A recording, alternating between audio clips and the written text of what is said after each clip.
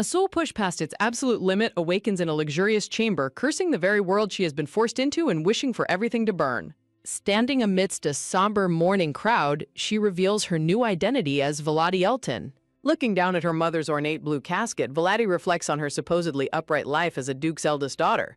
But a sudden flood of memories unlocks the shocking truth that she has been reincarnated inside a novel she once read.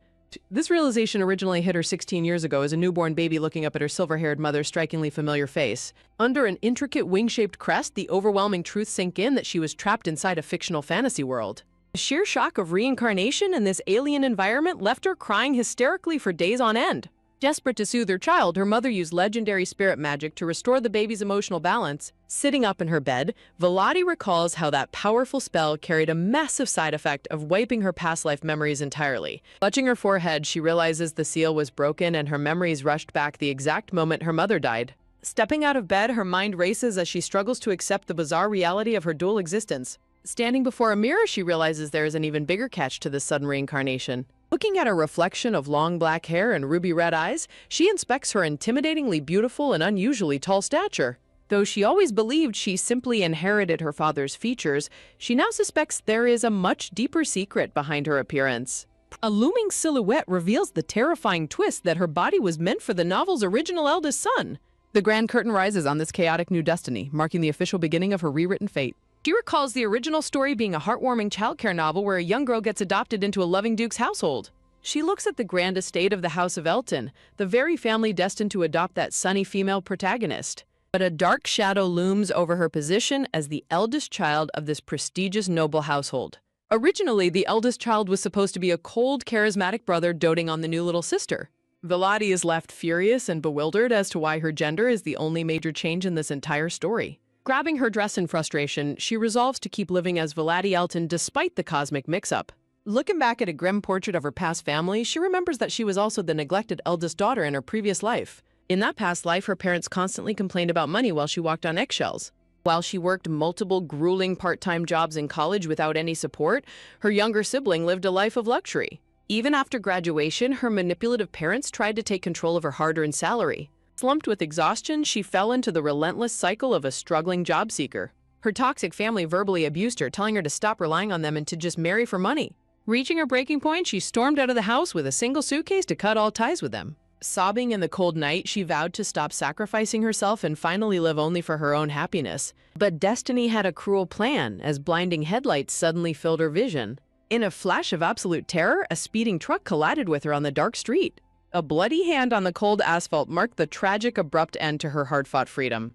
Back in the present, Volody laments the bitter irony of her frustrating past life. A sudden knock at the door breaks her train of thought, and she coldly tells the visitor to enter. Her maid steps in to announce that the Duke has summoned both Volody and her brother Meldor. Volody immediately commands the maid to prepare her formal wear for the meeting. She imagines the original heartwarming scenes of the novel, where the siblings happily welcome their adopted sister. But she completely rejects playing the role of the stoic, dependable sibling this time around. Striding forward in black heels, she prepares to face her family on her own terms. Inside the parlor, the stern Duke and her younger brother Meldor await her arrival. Meldor immediately scolds her for being late just to dress up. Hiding her burning anger behind a polite smile, Volody offers a tense apology for her delay. The Duke takes a seat and declares that it is time to return to their normal routines now that the funeral is ended. Volody notes how exhausted her father looks, while Meldor sits beside him looking visibly depressed. She reflects on how she initially shared their grief before her past life memories changed everything. With her memories returned, any lingering affection she had for her late mother has completely vanished. The Duke announces that they will first postpone Voloddy's upcoming engagement until the household settles. He then turns to Melanor, commanding him to resume his tough swordsmanship training. Meldor complies with a dark, unsettling look in his eyes, leaving a lingering tension hanging in the air. A tense hand reaches out, firmly grasping the ornate brass handle of the office door. Stepping through the doorway, Volody is instantly met with her brother Meldor's bitter, resentful sarcasm. Meldor steps closer in the marble hallway, venomously mocking her comfortable future of dressing up and marrying well. Pointing an angry finger, Meldor boasts about his grueling physical sacrifices while accusing Volody of riding his coattails. Hiding her boiling fury behind a cold glare, Volody forces herself to stay calm right outside their father's office. Turning on her heel, Volody walks away in silence, leaving her brother yelling in a state of childish fury. With an aura of absolute authority, she strides down the corridor as the estate's maids bow in silent terror. The young maid gasps in shock as Volati suddenly halts her stride with a chilling cold focus. In a sudden explosion of pure rage, Volati's fist shatters the glass frame of a wall portrait. Well, that's one way to clear a wall of bad memories. Towering over her terrified staff, Volati vents her deep disgust for Meldor's ruined character and their late mother's blatant favoritism. Casting a sharp glance over her shoulder, she coldly commands the trembling servants to have the broken glass cleaned up immediately. Clenching her jaw, Volati reflects on the bitter reality of how her brother stole the life meant for her. She recalls the original novel's lore, where the Eltons revered swordsmanship while her brother Meldor possessed a secret talent for magic. In the original story, the eldest son was the rightful heir, but that pivotal role has now been rewritten by her reincarnation. Because of this cosmic swap, Meldor was forced into brutal swordsmanship training, completely abandoning his magical potential. The immense pressure of living up to the family name left young Meldor broken and sobbing on the floor. Their mother and stoic father offered Meldor their deepest sympathy, coddling him to ease his visible distress. Meanwhile, Volati was pushed into the shadows, treated like an afterthought, and left to walk on eggshells just like in her past life. Her reincarnation altered two fundamental things, her gender and her soul, yet her body retained the original eldest son's monstrous physical genius. Viewing her own godlike talent as a curse, she deliberately suppressed her skills to avoid shattering her brother's fragile ego. She naively played the role of a quiet, obedient daughter, keeping her distance from the blade to maintain family peace. A dark realization washes over her as she questions why she ever felt a single shred of guilt toward her brother. Standing before a moonlit window, Volati swears to never tolerate this unjust, miserable treatment again. Staring into the night, she grows increasingly disgusted by Meldor's arrogant disrespect and the way he talks down to her. She realizes her brother only acts this confident because he hides behind their father's unconditional affection. Seated at her desk, she hatches a dark scheme to lure her father away from the estate using her knowledge of the original plot. With a sinister smirk, Volati vows to recruit a powerful ally and strip away everything her brother took from her. Her master plan centers on a legendary figure, a character who possessed absolute, unwavering loyalty to the original eldest son. That secret ally is Zeppelin Vincent, a supporting character who secretly operated as the Duke's mastermind of covert operations. This shadow network specialized in collecting high-level intelligence, keeping tabs on servants, and ruthlessly hunting down potential traitors. In the underworld of the Empire, this feared, secret group of elite operatives was known as the Watchers. As the undisputed leader of this underground organization, Zeppelin commanded them with absolute, terrifying authority. Because her past memories were sealed, Volati had previously ignored his existence, but now everything has changed. In the original timeline, Zeppelin was captivated by the brilliant, overwhelming martial talents of the eldest son. Driven by a deep, insatiable hunger for capable talent, he trained the Watchers to be lethal weapons. This admiration ran so deep that Zeppelin begged his own father to let him serve the heir from an early age. Since the Duke fully trusted his eldest son, the alliance was formed without any suspicion or family drama. However, in this life, Volati was denied the heir's education, leaving her with absolutely no connection to Zeppelin. She remembers how she was excluded from successor lessons because her very presence supposedly made it hard for her brother to focus. When she rebelled, her mother manipulatively guilt-tripped her, demanding that she yield everything to her younger brother. Left with no choice but to surrender her lessons, she watched her pampered brother hoard all the education. Yet, even after monopolizing everything, Meldor still mocked her, driving her to study in secret and target Zeppelin as her ultimate pawn. A devious, triumphant smile spreads across Volati's face as she prepares to steal the ultimate chess piece for her revenge. The scene shifts to a beautiful sunlit morning over the sprawling Elton family estate. Down on the training grounds, a small figure prepares to test their aim under the clear blue sky. Volati watches from the shadows as her brother Meldor aggressively handles a heavy firearm. Meldor fires the gun, hitting the target but immediately cursing in anger as the recoil throws off his stance. Screaming that the weapon is defective, Meldor violently throws the expensive rifle onto the grass, prompting Volati to make her grand entrance. Talk about throwing a tantrum when you miss the target. With elegant, effortless grace, Volati's hand sweeps down to retrieve the discarded family heirloom. Holding the rifle with practiced ease, she mocks his reckless temper while a stunned Meldor demands to know what she is doing there. With her high-stakes master plan finally in motion, the black-haired girl coldly notes her brother's complete lack of coordination. The dark-haired boy demands to know what she is doing as she picks up his discarded firearm. In a single swift, elegant motion, she aims the rifle and pulls the trigger. The boy is left completely speechless when she scores a perfect bullseye, casually dismissing it as a secret hobby. He aggressively demands she leave, boasting about his absolute right to participate as the rightful heir. The dark-haired boy claims the imperial hunting competition is crucial for their family, completely unaware he is being set up. Smiling coldly, she points out that his swordsmanship lessons are already falling embarrassingly behind. She fires another flawless shot, completely shattering whatever confidence he had left. While he throws a tantrum, she calmly explains she is only trying to protect their father's precious honor. She fires several rapid shots, warning him that his poor skills would make them a laughingstock. Staring smugly at the perfect targets, she remarks on how incredibly simple it is to hit the mark. Unable to handle his intense humiliation, the boy screams in fury and storms away. Left alone, the black-haired girl decides his lack of talent is a blessing and resolves to keep him home. Another perfect shot rings out, proving her physical genius is truly on a legendary level. With a devious smile, she prepares for the upcoming hunt with absolute confidence in her victory. That evening, the grand estate is filled with news that her brother has officially withdrawn from the hunt. Riding a majestic black horse, she arrives at the hunting grounds alongside her noble companions. Her purple-haired friend, Zion, notices her riding hat and politely offers to help adjust it. She confidently replies that she is more than ready to participate in her brother's place. A handsome blonde boy rides up, eager to know what brought her to the prestigious event. The blonde boy, Mostin, asks if her infamously difficult brother kept quiet about her sudden decision. She explains how she easily manipulated him into staying home, much to Mostin's absolute delight. The purple-haired boy remains suspicious, questioning if she did something to force her brother out. She innocently claims the choice was entirely his, earning a laugh about her brutal execution of the plan. She playfully questions if they are unhappy to see her, but they eagerly assure her otherwise. Zion points out that her parents previously forbade her from hunting, asking if she is truly allowed now. Her eyes turn cold as she quietly reminds him that her mother is no longer alive to stop her. She bitterly recalls how her late mother locked away her talents, forcing her to hide her skills in the shadows. Looking ahead, she reflects on her father's cold, distant attitude toward her entire existence. She watches the Duke ride ahead, fully aware he never showed her a single shred of paternal warmth. She remembers how her stern father originally opposed her entering the competition just 2 days ago. He only relented on the harsh condition that she must never bring shame to the Elton family name. The scene transitions to the bustling imperial hunting camp as servants prepare for the grand event.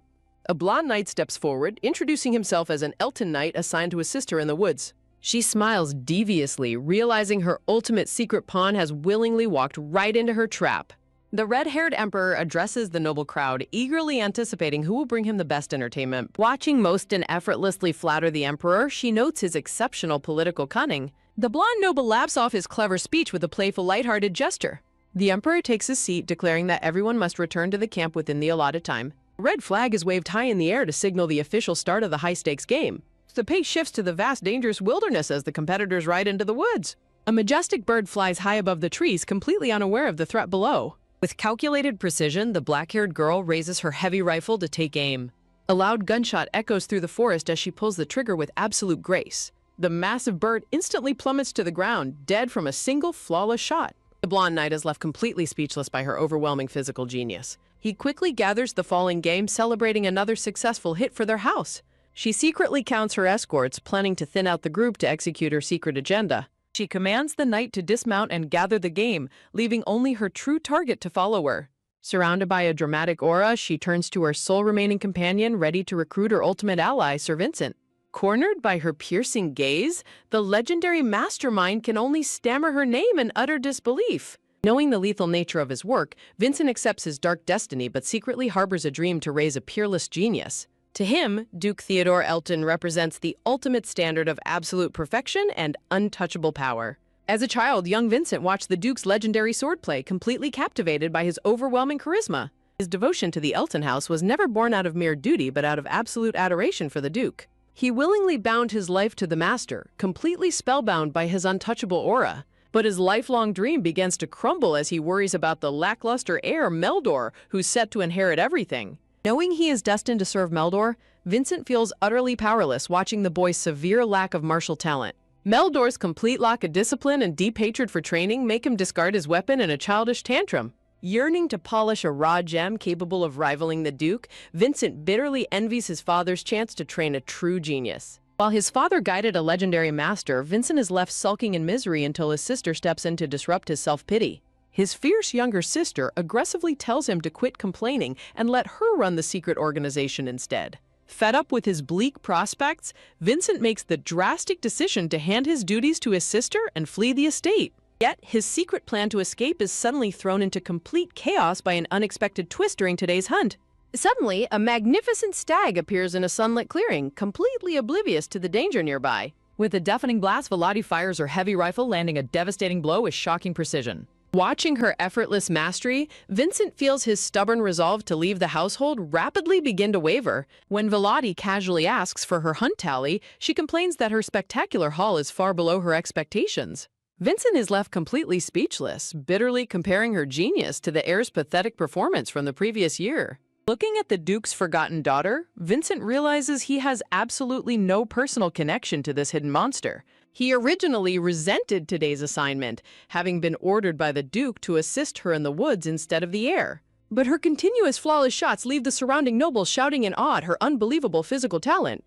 Vincent struggles to keep up, astounded that she can effortlessly spot and target beasts he completely missed. He is consumed by confusion, wondering how a girl with no formal combat training can possess such terrifying instincts. Her flawless posture, perfect recoil control, and limitless stamina prove she possesses a truly legendary physical body. Suddenly, her massive, wild steed rears up violently, threatening to throw her to the ground. With a firm grip and a cold command, she demands that her wild horse immediately submit to her will. She subdues the notoriously vicious beast with a single hand, making Vincent realize how easily she could lead the family. He begins to wonder if her swordsmanship would mirror the Duke's signature right-side opening thrusts. Lost in thoughts of training her, Vincent is jolted back to reality when she suddenly addresses him by his true name.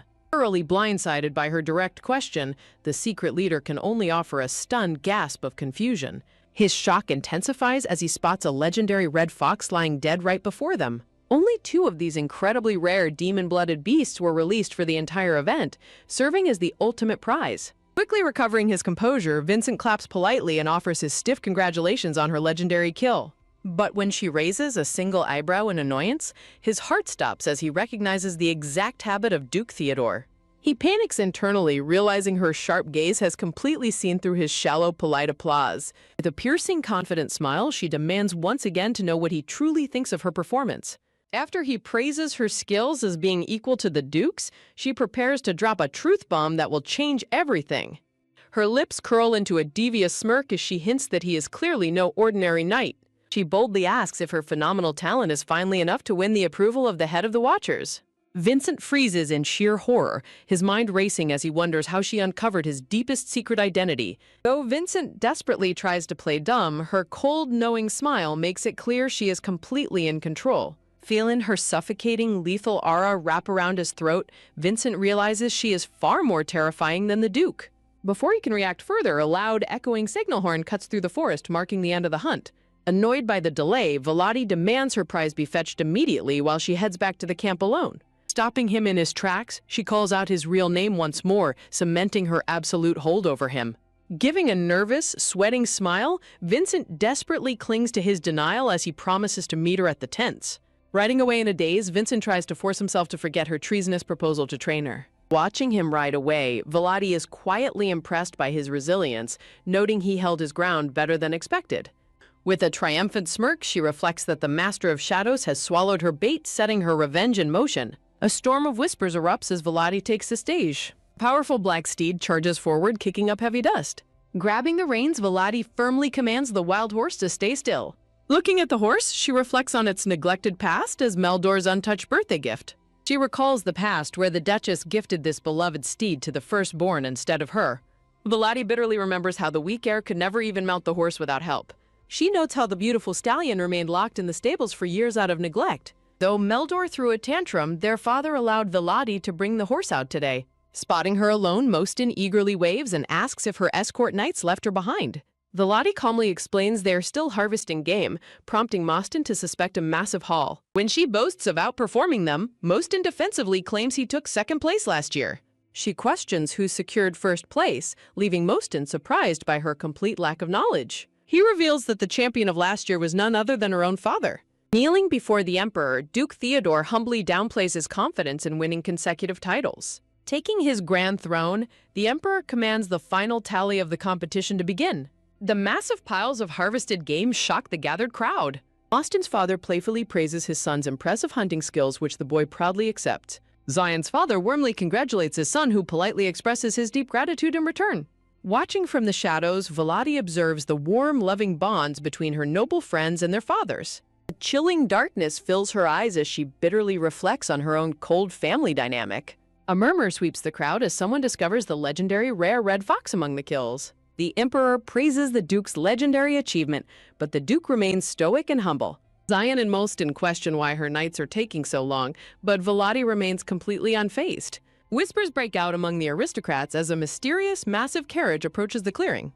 The gossiping crowd is left speechless when they realize the loaded cart belongs to Volati. A sinister smirk plays on her lips as she announces her knight's arrival. Kneeling before her, the knights apologize for the delay, delivering a mountain of prize game. Looking at her father, she relishes his rare expression of utter shock and disbelief. A wave of absolute triumph washes over Volati as her brilliant scheme unfolds perfectly. The knights unload a breathtaking mountain of beasts as Xian watches in absolute disbelief. Molston gapes in shock, declaring her unbelievable performance is nothing short of pure genius. Molston gasps at her skill while Xian spots the legendary red fox among her prey. Xian praises her talent, prompting the Emperor to demand why Theodore hid her for so long. The Emperor laughs heartily, declaring Volati has inherited both her father's striking looks and talent. Volati humbly bows, but the Emperor insists there is no need for such modesty today. Looking closely at the piles, the Emperor notes the Duke leads in sheer quantity. However, he reveals Volati takes the lead with her flawlessly preserved red fox pelts. She internally gloats, knowing her precision marksmanship was designed to minimize pelt damage. With a clap, the Emperor officially crowns Duke Theodore as the winner of the tournament. As the champion, the Duke is granted any single prize from the Royal Treasure Vault. Turning to Volati, the Emperor expresses high hopes for her future after taking second place. The Emperor smiles warmly, announcing he has prepared a special reward for her achievement. Molston and Xian watch in stunned anticipation as the prize is revealed. A legendary glowing sword rests in its velvet case, exactly as Volati had planned. Duke Theodore is visibly shaken, staring in utter disbelief at the prize his daughter secured. The Emperor cordially invites her to draw the magnificent weapon to test its balance. With a confident grasp, Volati draws the radiant, glowing blue sword. Though the Emperor wonders if a sword suits her, Volati assures him she cherishes it deeply. The Emperor heartily laughs, noting the legendary family heirloom has finally returned to House Elton. Bowing gracefully, Volati expresses her deepest gratitude to the Emperor for reclaiming her family's legacy. The red-haired Emperor gazes thoughtfully into the distance as Volati walks away in the background. Gripping the hilt of the spirit sword, Volati vows that no one will ever take it from her. She recalls the history of the legendary spirit sword, once presented to the Emperor by her ancestor. Volati reflects that the sword also belonged to the eldest brother, making it impossible to let anyone else claim it. The title screen introduces Chapter 4 of the story. In the original novel's timeline, the young female lead, Nisia, sought to buy a sword for her eldest brother's coming-of-age ceremony. When Nisia proposed the gift, Meldor mentioned the legendary sword rewarded by the Emperor at a past hunting tournament.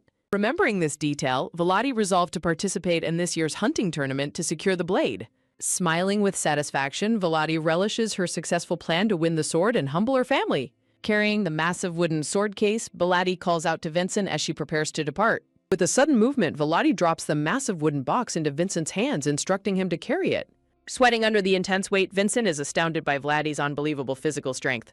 Xian holds his white horse's reins and asks Volati if she is truly satisfied with her choice of reward. Volati confidently explains that she genuinely likes the sword and has no reason to reject the Emperor's gift. Molston happily rides up on his horse, expressing his excitement for Volati's newly acquired prize. Even though he missed first place, Molston remains in high spirits as he rides alongside Xian and Volati. Looking at her companions, Volati feels a slight pang of guilt remembering how hard they tried to encourage her. She recalls a childhood memory when Xian and Molston were deeply disappointed by her refusal to use swords. In the past, young Molston persistently urged Volati to pick up a sword and make history. Volati had adamantly refused, wanting to spare her weak little brother from feeling any sense of inferiority. Her young friends had pleaded with her not to hold back her own immense talent for her brother's sake. Volati remembers how deeply those words stung, making her past efforts to earn her family's love feel entirely futile. Back in the present, Volati smiles softly, realizing those painful words were ultimately true. Seeing her soft expression, Molston happily decides to smile along with her as they enjoy the ride. Molston bursts into laughter, continuing his playful attempts to persuade her to take up the sword. The scene shifts to the Grand Elton estate under a warm, glowing sunset later that evening. Quiet tension hangs in the air outside the closed study door. Dressed elegantly, Volati enters the study, noting that her father called for her. Sitting at his desk, Duke Theodore asks about her plans for the sword, prompting Volati to announce she will use it herself. Duke Theodore approves, secretly relieved that she does not intend to gift the legendary blade to Meldor. Pleased with her success, the black-haired Duke offers to grant her a personal reward of her choice. Volati bitterly remembers how such special rewards and fatherly affection had always been reserved exclusively for Meldor. Declining any material gifts, Volati boldly asks her father for permission to tame the wild steed, Alexander. Duke Theodore is visibly taken aback, pointing out that Alexander belongs to her brother. Volati visualizes comforting the majestic black horse, determined to save him from years of neglect in the stables. When her father questions her ability, Volati requests the assistance of a skilled knight to tame the beast. Duke Theodore pauses to ponder, inquiring if she already has a specific knight in mind. Volati directly suggests that Sir Zeppelin Vincent would be the ideal choice for the task. Duke Theodore reacts with immediate suspicion, questioning why she is requesting Vincent specifically. She explains that Vincent assisted her faithfully during the hunt while the other knights struggled with the wild horse. Volati smirks internally, knowing her father will approve of her choice under the guise of horse training.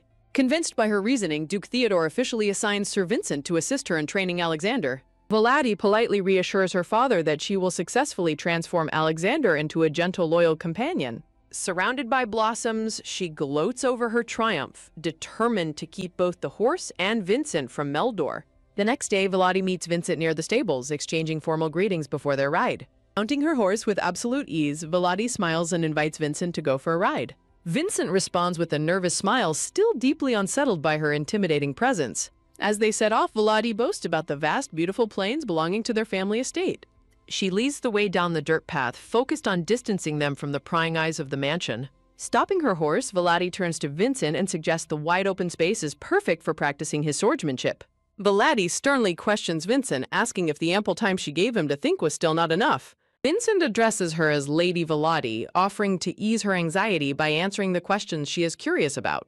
He explains that powerful families rely on intelligence organizations, detailing how easily he uncovered the Watcher's identity and leader. Vincent stares in stunned silence, completely caught off guard by the revelation of his compromised secrets. Smiling confidently, Volati explains that finding his secret notes was effortless once she successfully deciphered his cipher. Letting out a weary sigh, Vincent shields his face in defeat, overwhelmed by her impressive intellect. The peaceful forest path grows quiet as Vincent hesitatingly begins to ask his next question. Looking up with a curious smile, Vincent asks how she managed to crack the complex cipher.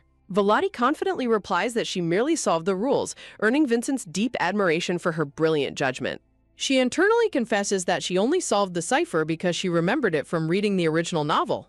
Smiling triumphantly, Volati asks for his final decision regarding her compelling proposal. Vincent explains that the Duke would never permit him to teach her directly, but reveals he has planned a workaround. Volati smiles knowingly, realizing he aims to secure her trust as well as the loyalty of the Watchers. Vincent advises that winning over the others will be difficult, as the Watchers only answer to House Elton's head. Volati fixes him with a piercing gaze, demanding a straightforward yes or no answer to her proposal. Vincent gives his consent, prompting her to ask if he truly desires to train a direct descendant of her house. Vincent dismounts and bows respectfully, expressing his gratitude to Volati for the opportunity to fulfill his dream. Kneeling on one knee, Vincent pledges his absolute loyalty to serve her faithfully until she commands the world. Stepping forward, Volati calmly accepts his pledge, asserting that absolute loyalty is the bare minimum she expects. Extending her hand, Volati commands him to trust and follow her, even if her path leads to hell. Vincent reverently holds her hand near his head, promising to keep her resolve close to his heart. Having secured his loyalty, Volati practices swordsmanship in secret with Vincent on the secluded plains.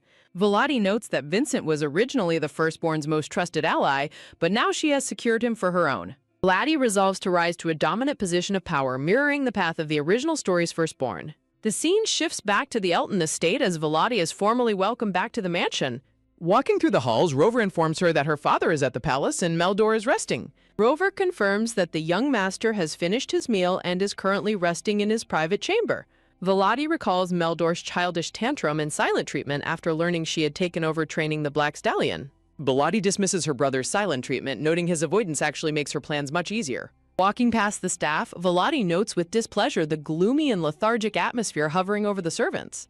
She reflects on how bright and lively the estate once was when her silver-haired mother was still alive. Volati reflects on how the mansion's tragic decline perfectly mirrors the dark details described in the novel. She remembers a sweet image of young Nisha smiling brightly while cradling a vibrant bouquet of yellow flowers. Veladi laments the current state of the estate, dreading how gloomy it will remain until Naisha finally arrives.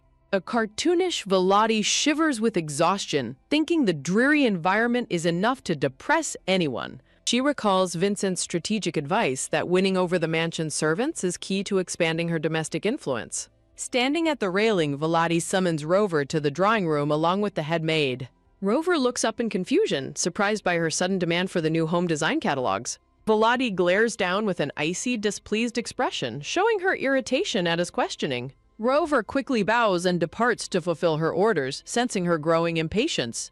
Veladi sighs in frustration, recalling how much more agreeable the previous butler, Charles, used to be. Rover returns alongside the head maid, who politely carries a large, heavy book of furniture catalogs. Sitting gracefully on her couch, Veladi requests the new catalog that the maid has brought from town. As Veladi flips through the pages, the head maid nervously apologizes, explaining she arranged things as best she could. Narration notes that noble ladies traditionally redecorate their grand mansions to match the change of seasons.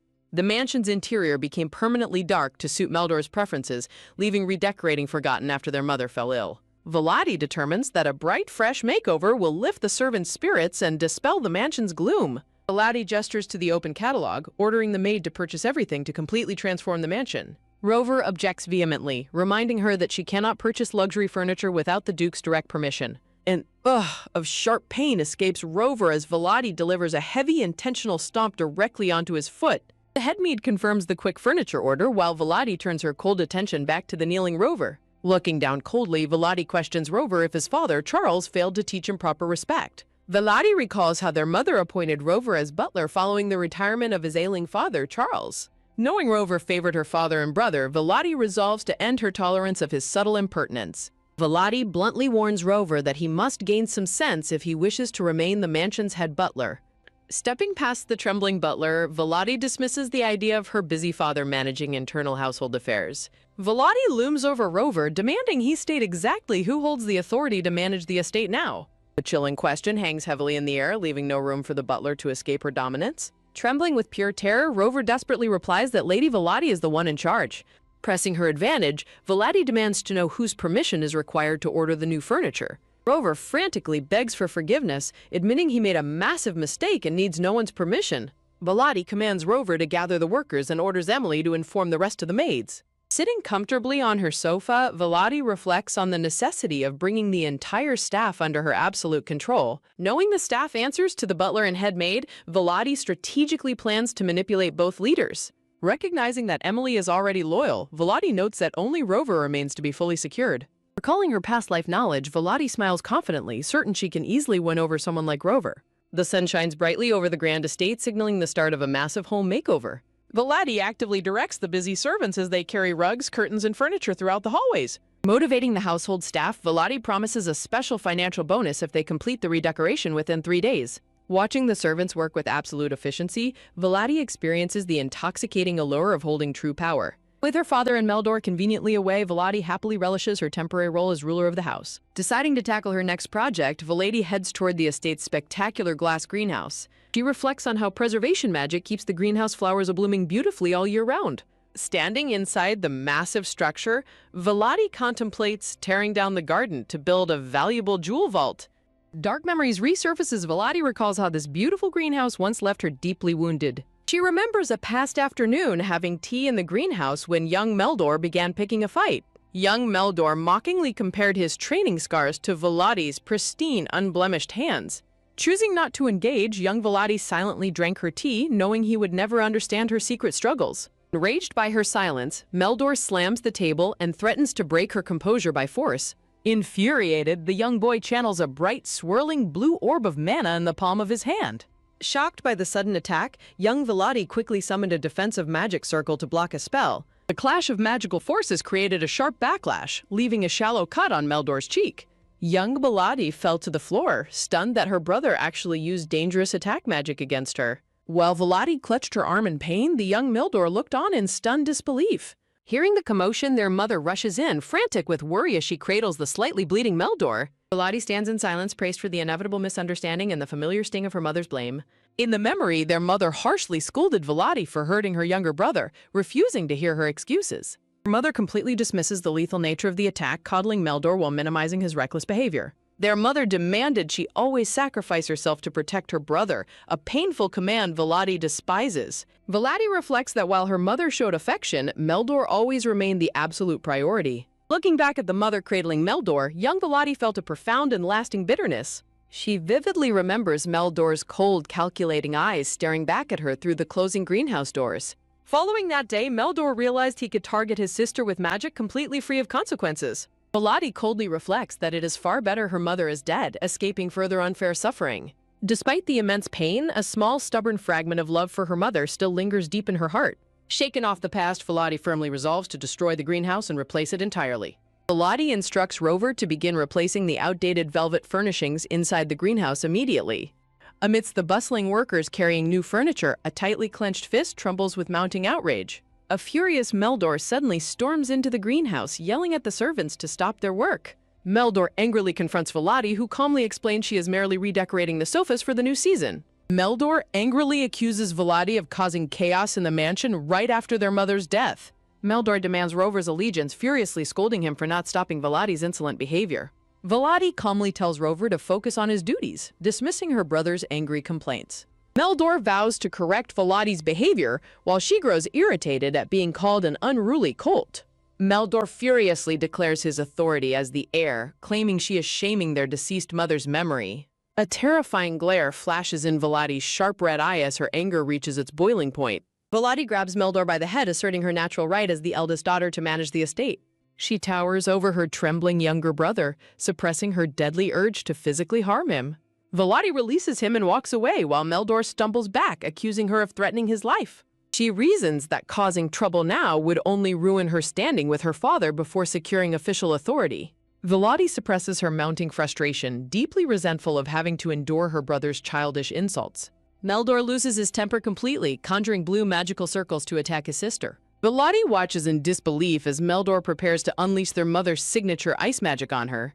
A cunning smile graces Volati's lips as she readies her own crimson magic to redirect his attack. With a dramatic clash, Meldor unleashes his blue ice magic while Volati effortlessly deflects the powerful strike. The deflected icy blast smashes directly into the massive greenhouse, instantly freezing the glass structure. Meldor stares in absolute horror as the frozen greenhouse shatters into countless icy fragments before him. The precious family greenhouse stands completely ruined, encased in solid, jagged spires of blue ice. Shocked murmurs ripple through the servants as they witness the garden and flowers completely frozen over. Meldor furiously demands to know why Volati didn't dodge the attack instead of deflecting it. Volati mockingly feigns innocence, claiming his attack was simply too powerful and caught her off guard. Meldor cries out in rage over his mother's ruined greenhouse, but Volati coldly shifts the blame back to him. In a blind fit of rage, Meldor charges toward Volati, screaming that she is dead. A booming voice cuts through the chaos, calling out Meldor's name with terrifying authority. Duke Theodore arrives on the scene, demandingly questioning what happened to the completely frozen greenhouse. Volati calmly steps forward, offering to explain the situation to her stern father. Meldor instantly bursts into tears, playing the victim and falsely accusing Volati of destroying the greenhouse. Volati looks on with annoyance, knowing her 12-year-old brother is exploiting his age to escape punishment. Duke Theodore sighs in frustration, deciding to bypass his children and ask Rover for the truth. He sternly commands Rover to explain the sequence of events with complete objectivity. Volati glares at Rover, silently reminding him of her warning to watch himself if he wants to avoid trouble. Terrified, Rover explains that Volati was simply restoring the mansion and changing seasonal furniture. Rover continues his explanation, telling the Duke that the young master merely misunderstood their intentions. In a flashback, Meldor aggressively confronts Volati, demanding to know why she is touching his mother's greenhouse. Volati sighs in resignation during the memory, admitting that his claim is technically true. She recalls how looking at the greenhouse always brought back painful memories of her family's cold neglect. Volati remembers watching her mother obsessively fawn over Meldor, leaving her feeling utterly isolated and abandoned. Back in the present, Duke Theodore questions the magical duel that ultimately destroyed the glass structure. Meldor nervously explains that he only wanted to scare her and that his spell unexpectedly veered off course. Volati defends her actions, explaining she acted instinctively to protect herself by deflecting his incoming spell. Meldor angrily protests, claiming she deflected it toward the greenhouse on purpose to destroy it. Duke Theodore turns a dark, terrifying gaze onto Meldor, calling his name with absolute fury. Meldor flinches in sheer terror, his arrogant demeanor instantly shattering under his father's gaze. Duke Theodore coldly commands Rover and all the surrounding attendants to leave them immediately. The frightened servants scramble to exit, leaving the tense family alone in the courtyard. Duke Theodore sternly reprimands Meldor for letting his volatile emotions dictate his magic usage. A tearful Meldor stammers an apology as his father threatens to completely halt his magical education. Theodore strictly warns Meldor that he will not tolerate him wasting his potential with reckless behavior. Meldor breaks down in heavy tears, sobbing desperately that he was wrong. Duke Theodore looks down at his crying son, his expression a mix of profound disappointment and silent frustration. Duke Theodore gently comforts his crying son, Meldor, encouraging him to stay strong as the heir of House Elton. Cheerfully accepting his father's advice, Meldor quietly agrees to endure his difficult lessons. Turning his attention to Volati, the Duke sternly reminds her of Meldor's grief over their mother's passing. Although Volati quietly acknowledges his point, her father demands to know why she tampered with the greenhouse without permission. The Duke harshly reminds her that she has not yet been granted official authority to oversee the estate. Volati apologizes to keep the peace, though she bitterly resents being blamed for Meldor's reckless magical outburst. The Duke orders Volati to lay low and avoid further trouble, to which she obediently agrees. Volati fumes at her brother's smug arrogance but remains calm, knowing she is well practiced in handling their father's bias. A calculating smile graces Volati's lips as she silently plans her next move. Later that night, a mansion servant informs Volati that her father has summoned her back to his study. A soft, quiet creak breaks the silence as Volati steps forward, thinking to herself that the moment has finally arrived. Walking down the corridor, Rover reports that he detailed the incident to the Duke, prompting Volati to ask if their father believed him. Rover reassures her that he prepped the other servants, leaving Volati thoroughly impressed by his flawless coordination. Volati praises Rover for his excellent work, and he bows respectfully in gratitude. In a flashback, Volati recalls strategically keeping the servants around during her clash with Meldor to serve as her witnesses. She remembers how their father, normally cold and logical, always emotionally prioritized Meldor and scolded her first during childhood fights. Only after learning the truth would the Duke secretly call her in to offer a private compensation, a gesture she both liked and loathed. While the private gifts proved he cared, she hated the unfairness of always bearing initial blame. Now she no longer cares. Confident and detached, Volati realizes her father's icy glare no longer holds any power over her. She gleefully anticipates the grand reward she will demand, leaving Rover thoroughly bewildered by her dark amusement. With a gentle click, Volati slides open the door, stepping gracefully into her father's study. Duke Theodore admits he was too harsh, acknowledging that she merely rushed the renovations in the greenhouse. Volati smoothly takes the blame before requesting full responsibility for managing their deceased mother's ruined greenhouse. Feigning deep remorse, she acts as though she bears the heavy guilt of the structure's destruction. She secretly plans to turn it into her personal gemstone vault, and the Duke officially hands the greenhouse over to her authority. Deviously pleased, Volati celebrates securing the annex so quickly, ironically thanking Meldor for making it possible. Dismissed by her father, Volati bows politely and prepares to exit his study. Before leaving, Volati offers a gentle, dutiful warning to her father not to overwork himself. Suddenly, her kind words make him pause, his pen freezing mid-stroke on the paper in surprise. He quietly replies that he will manage his workload himself, his expression softened with unexpected emotion. Outside the door, Volati realizes that managing the renovations effectively gives her total control over the estate staff and internal affairs. With the stallion Alexander, the spirit sword, and Zeppelin secured, Volati triumphs that her grand plans are falling perfectly into place. A warning note reminds the reader that this is only the beginning of her ambitious journey. Gazing out at the night sky, Volati resolves that she will not stop until she claims everything she deserves. As she walks down the grand illuminated hallway, she vows to seize far more than what was ever promised to her. Back in the quiet study, Duke Theodore remains seated alone, lost in his deep contemplative thoughts. Placing his hand flat on his desk, the weary Duke sighs in profound exhaustion. Folding his arms, he glances over at a family portrait resting quietly on his desk. Looking at the portrait of his late wife and children, Theodore laments that he is lost without her guidance. He admits that thoughts of Volati weigh heavily on him, noticing how the bright light in her eyes has vanished.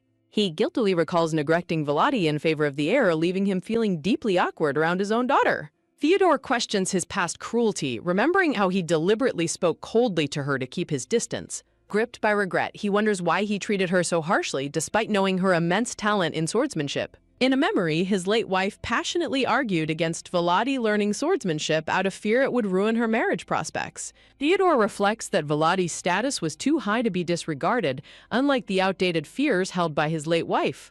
He remembers how his wife grew up isolated in a frozen forest with only an ice spirit for company. Cut off from the modern world, his traditional wife desperately feared the physical scars of swordsmanship for their daughter. To protect her, the mother forbade swordsmanship, and Theodore complicitly denied his talented daughter the right to train. His wife insisted on focusing entirely on Meldor, blindly assuming their mature daughter would simply understand. Theodore deeply regrets ignoring his young daughter's desperate, tearful pleas when she begged him not to make her quit. Theodore remembers how Volati stopped speaking her mind, leaving him with a heavy heart every time he saw her. Seeking an escape from domestic fatigue, Theodore turned his attention away from his daughter to focus entirely on external affairs. Staring at a framed picture, Theodore realizes he cannot undo the neglect that defined his daughter's childhood. He looks at her childhood photo, telling himself she has always been independent and will grow up fine. With a gentle tap, Theodore sets the photo down, trying to convince himself that his lingering unease is temporary. Recalling Volati's recent warning about overworking, Theodore quietly regrets not responding to his daughter with more warmth. Brushing his regrets aside, Theodore puts pen to paper and decides to focus on his work. Looking from outside the mansion, Theodore reminds himself that his duty to the Empire leaves no room for fatherly sentiment. Morning arrives, bringing a bright, clear blue sky over the grand estate. Knocks on at the mansion doors as birds chirp cheerfully in the morning air. Rover announces his arrival at the door, and Volati calmly bids him to enter her study.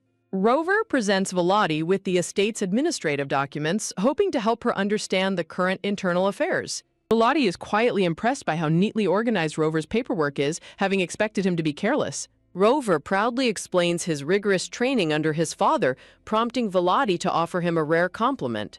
Turning the page, Volati spots a document that stops her in her tracks, her personal expense ledger. When Volati questions the ledger, Rover eagerly explains that he created it specifically for her.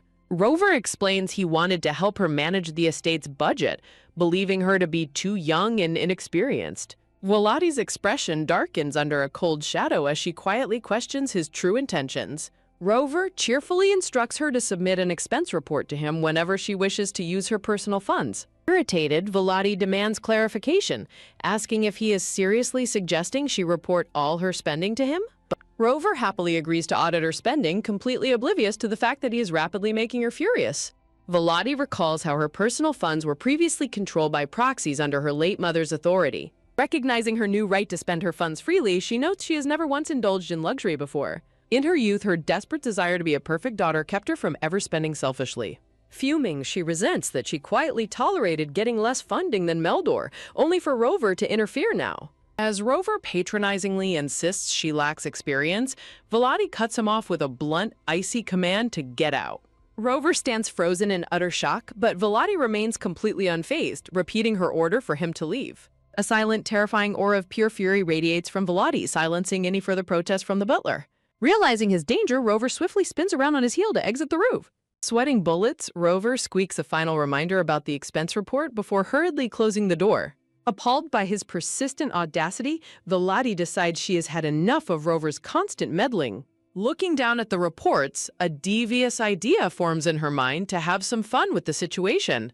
Wearing a wicked smirk, she eagerly anticipates teaching the arrogant butler a lesson in humility. The maid with dark blue braided hair and glasses enters the study, politely answering Volati's summons.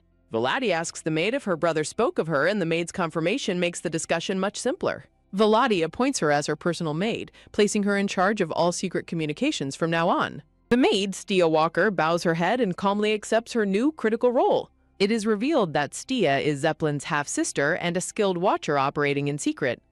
Volati observes that despite being half-siblings, Stia and Zeppelin look far less alike than she and Meldor do. Volati tests her loyalty, asking if she can faithfully obey someone other than the head of the house. Stia replies that she fully trusts her brother Zeppelin's decision to pledge his allegiance to Volati. Satisfied with her loyalty, Volati hands Stia a red envelope containing her very first mission. Volati instructs Stia to deliver the secret instructions to Zeppelin and burn the letter once read. With a nod, Volati dismisses the maid, who bows politely before leaving to carry out her task. Alone in her study, Volati reflects on Stia's reputation as an exceptionally talented elite aide. In her past life, Stia was a legendary mage who effortlessly developed unique spell formulas for impossible missions.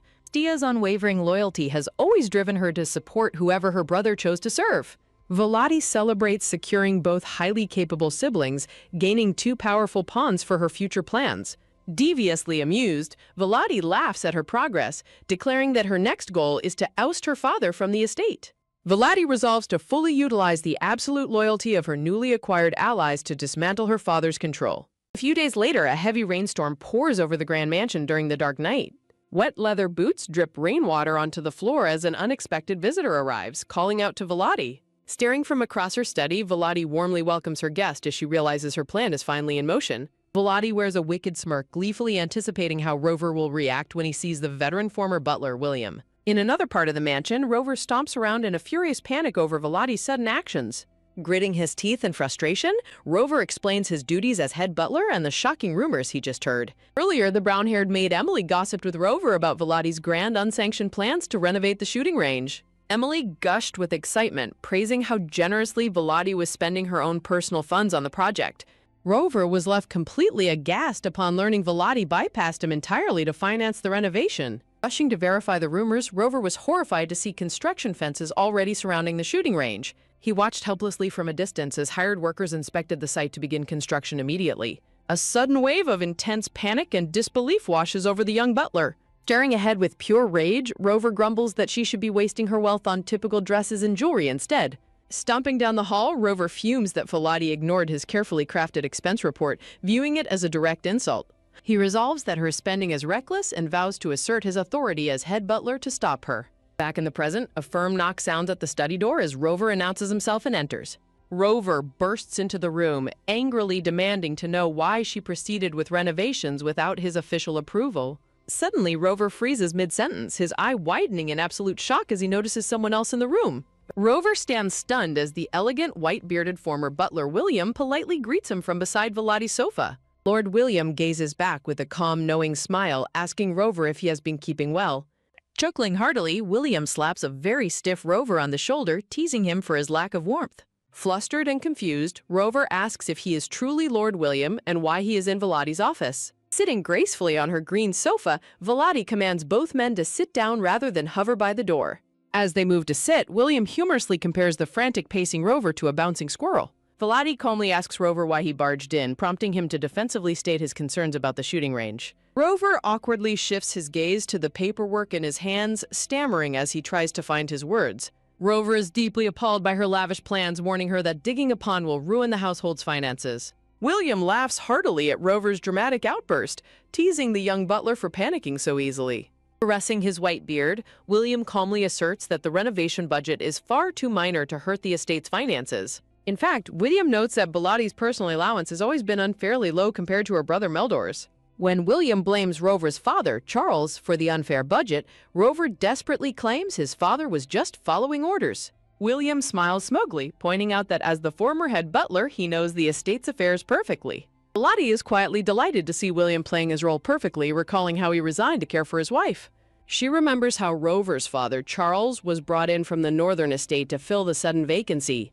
Volati reflects that Charles's promotion made William's return a threat, before smiling and thanking William for his assistance. Rover's heart sinks into a deep panic as he realizes William is holding his own recently submitted report. William turns his attention to Rover, gravely noting that he discovered something very odd in his paperwork. Pointing to the document, William demands to know why the Northern Retainer List was written so poorly. When Rover admits he simply copied his father's old records, William scolds him for not verifying the information himself. William points out a massive error regarding a deceased baron, leaving Rover sweating with intense embarrassment. Volati mischievously offers William his old job back, mockingly claiming Rover must want a veteran's guidance. Terrified of losing his position, Rover jumps to his feet and desperately protests the sudden proposal.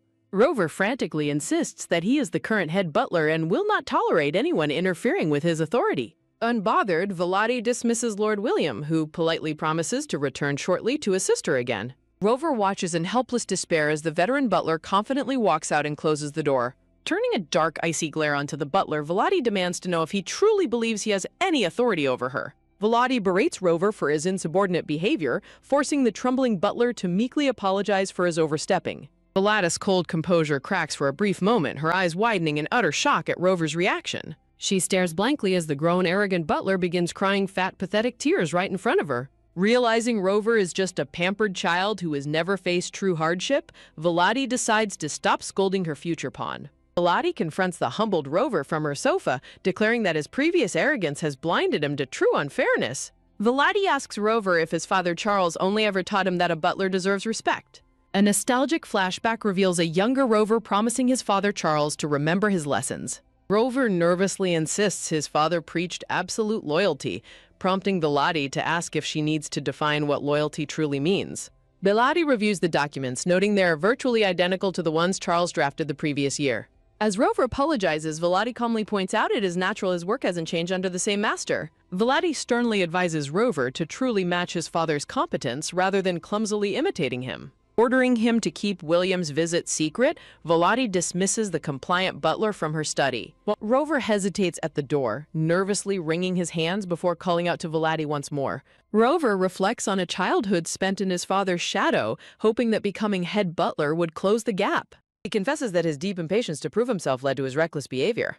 Rover bows in deep apology, but Volati remains unmoved, demanding to know if that is all he has to say. Genuinely distressed, Rover asks Volati if he has any choice other than being a copy of his father. Volati tells him he must decide his own path, but offers to present him with an alternative option. With a sharp, wicked smirk, Volati proposes that Rover become her personal ally. A startled Rover questions her proposal as Volati clarifies she wants someone who will follow her orders. She demands his absolute loyalty, placing her commands above even those of the head of the house. Rover listens in stunned silence as the weight of her proposal sinks in.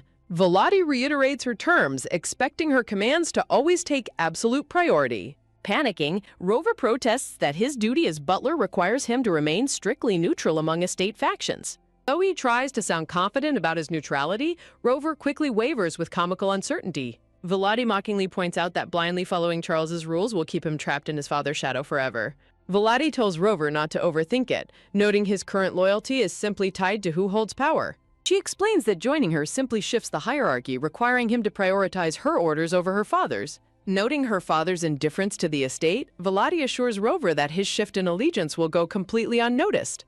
She points out that prioritizing the internal steward's commands is perfectly justifiable even if discovered. Persuaded by her logic, Rover nods in agreement as he accepts her reasoning. Volati instructs him to take his time considering the offer before dismissing him for the day. Rover bows politely at the exit, thanking Volati before stepping out of the study. The sound of a door clicking shut echoes as Rover cheerfully walks down the hallway, leaving Volati amused by his swift recovery.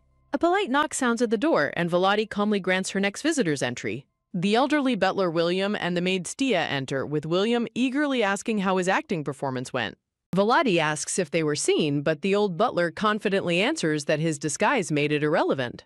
A sudden magical hum resonates as a glowing spell circle begins to dissolve the elderly butler's disguise. The illusion fades to reveal Zeppelin, who smiles cheerfully as his magical disguise completely vanishes. Stia scolds her brother Zeppelin, warning him not to play around with her transformation magic. With a sudden, crisp snap of his fingers, Zeppelin playfully conjures a brief flash of blue sparks. Zeppelin beams with excitement, admitting he got carried away since it has been so long since his last mission. Volati praises their excellent performance, especially Zeppelin's flawless acting, which he credits to his watcher training. Volati warmly commends Stia for her impressive magic, earning a polite thank you from the talented maid. Volati silently marvels at the siblings' extraordinary talent, noting how difficult it is to maintain such a natural disguise. He reflects that bypassing the estate's strict security spells while maintaining a flawless disguise is a remarkable feat. Highly impressed by Zeppelin's espionage skills, Volati resolves to utilize him for a much grander scheme in the future. Volati inquires about the fate of the real William, learning he was executed as a traitor 16 years ago. Volati contemplates her original plans, realizing that finding the real butler would have been far too wasteful. A grim flashback reveals that her father ruthlessly dispatched the real William after exposing him as a spy. To conceal the execution, her father fabricated a lie about William's resignation to Volati's bedridden mother. Volati notes this dark secret was absent from the original story, wondering if William's true master was ever identified. Stia confirms that William took his secrets to the grave, never revealing his co-conspirators or his motives. Though Stia offers to investigate further, Volati declines, deciding to let the mystery rest for now. Volati contemplates the suspicious timing of Rover's swift recovery, though she decides to prioritize more urgent matters for now. Zeppelin cheerfully congratulates Volati on securing the head butler, while his sister Stia cautions against celebrating too early. Zeppelin turns to Stia, asking if she saw the profound relief on Rover's face as he left the office. Smiling warmly, Zeppelin describes Rover's starry-eyed exit, noting that the impressionable head butler is surprisingly easy to manipulate. Pleased with how easily her pawns are falling into place, Volati decides it is finally time to begin her proper training. A quiet transition marks the passing of the night as Rover prepares to prove Zeppelin's prediction correct the very next day. Dropping to one knee, Rover solemnly pledges to follow and serve Volati for the rest of his life. With a fiery look in his eyes, Rover passionately declares his desire to serve her as his one true lord. Volati praises Rover's loyalty, privately comparing his dramatic speech to a formal knight's pledge. Following their fateful agreement, the days begin to pass in a swift and quiet blur. As 2 whole seasons quickly fly by, a chilly winter begins to settle over the grand estate. Drenched in sweat and catching her breath under a tree, Volati is interrupted by a voice checking on her training progress. Standing before a resting Volati, Zeppelin is amazed to see her training harder than even the most elite watchers. When Volati attributes her progress to hard work, Zeppelin insists her extraordinary talent makes her a genius among geniuses. Zeppelin notes that House Elton's knights would lose all their confidence if they witnessed her rapid martial growth. Stunned by her own rapid progress, Volati asks how strong she has become, prompting Zeppelin to declare she has already surpassed most elite combatants. Zeppelin dramatically laments that he must constantly restrain himself from bragging about her incredible power to the rest of the duchy. Volati takes a long sip of water, silently amused by Zeppelin's borderline fanatical devotion to her. Walking down the estate hall, Volati is greeted with deep bows by the maids, who now prioritize her commands above all others. Volati reflects on how directly managing the household salaries has secured the absolute loyalty of Emily and Rover. Generous extra stipends delivered to the staff ensure that their loyalty to her remains completely unbreakable. A smug Chibi Volati sits back, noting that the most effective loyalty is always built on excellent pay. Zeppelin casually reminds Volati of her scheduled meeting, prompting her to verify if her skills are truly ready for combat. Zeppelin confidently reassures her as she stands up, ready to put her hard-earned skills to the test at last.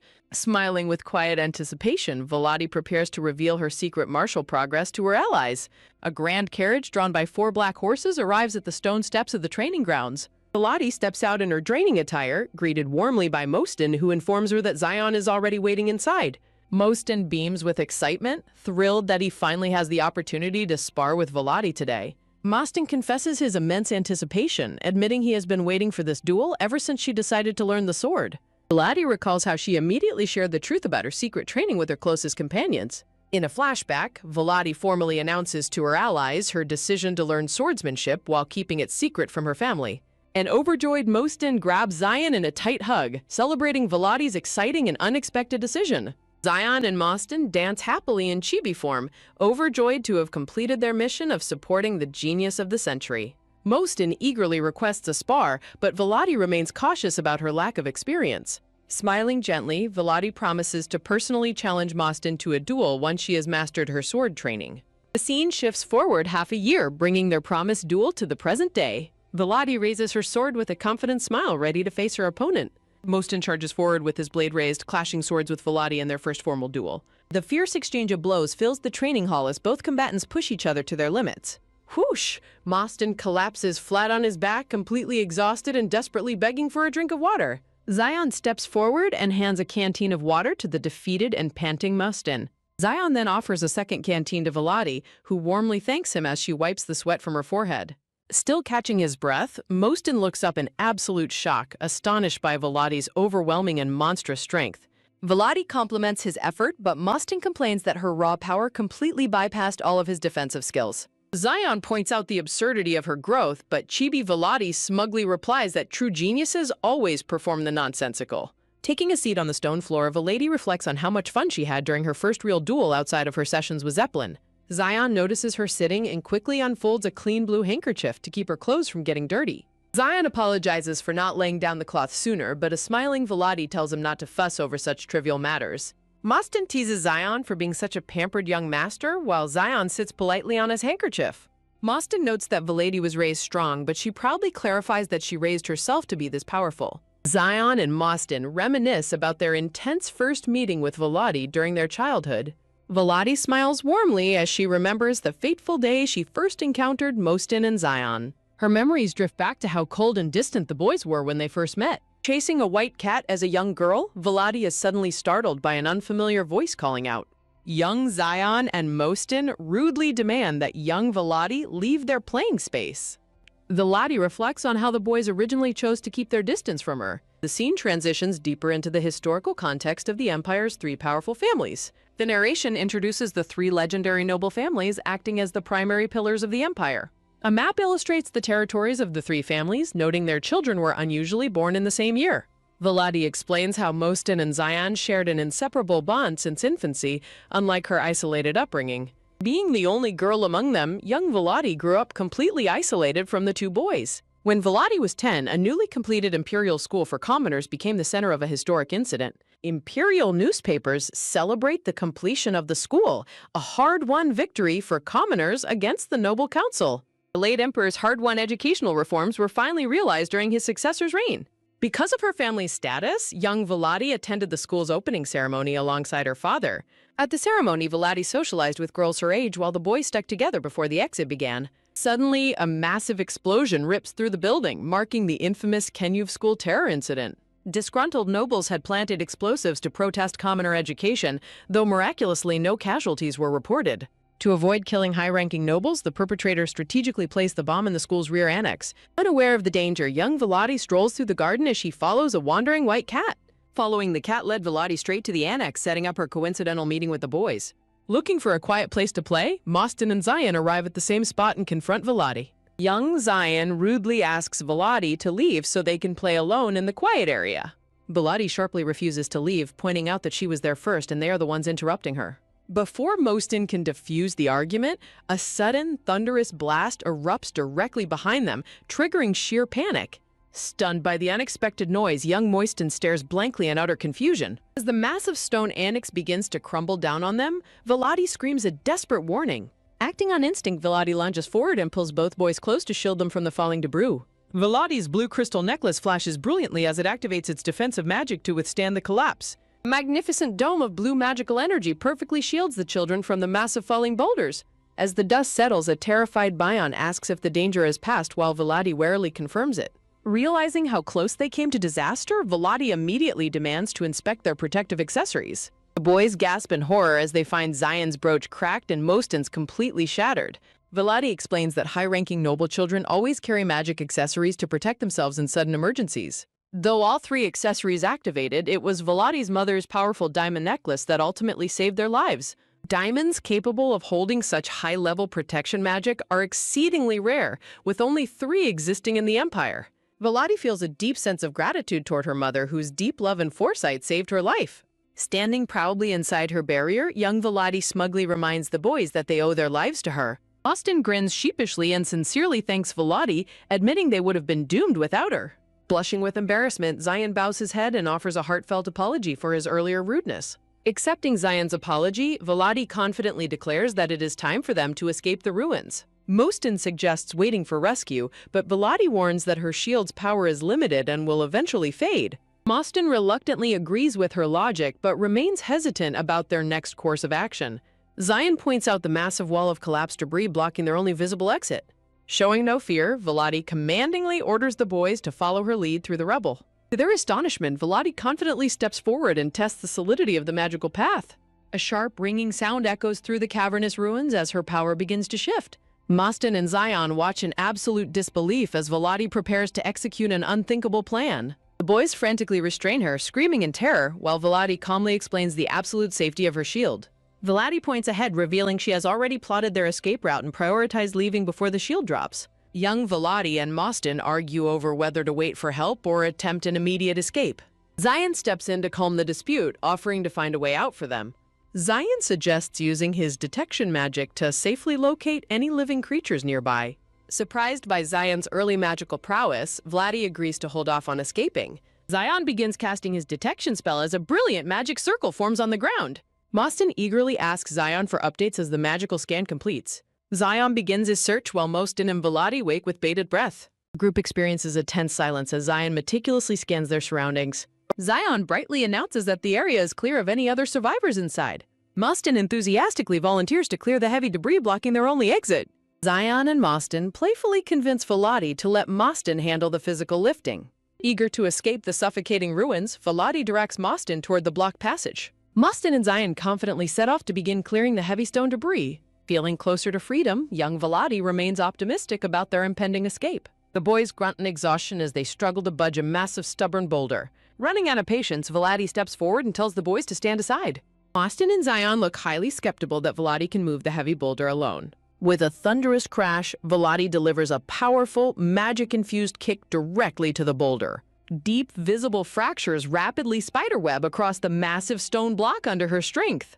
The giant boulder shatters completely, letting a bright beam of sunlight pierce the ruins. A gaping hole is blasted open, finally clearing their long-awaited path to freedom. Mostin and Zion stare in absolute open-mouthed shock at Vladi's unbelievable strength. Just as they break through, Vladi's defensive magic barrier sparkles and dissolves. A search party of armored Imperial guards is stunned to find the children escaping unassisted.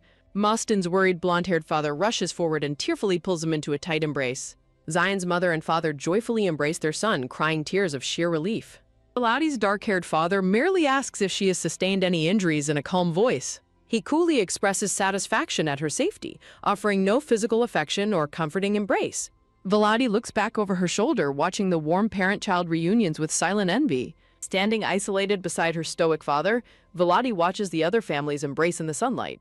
Vladi reminds herself to suppress her jealousy, a habit formed since her brother Muldor's birth. Her father directs her to the estate's physicians to assess her physical condition immediately. As she walks away, a sudden voice calling her name makes Vladi stop and look back. Zion runs up to express his heartfelt gratitude for saving them from the collapse. Both boys praise her incredible bravery and eagerly ask to become close friends. Vladi stares in disbelief, completely caught off guard by their genuine offer of friendship. When Vladi doubts her own sociability, Mostin playfully insists he prefers a cool friend anyway. Vladi teasingly says she will think about it, prompting a dramatic groan from Zion.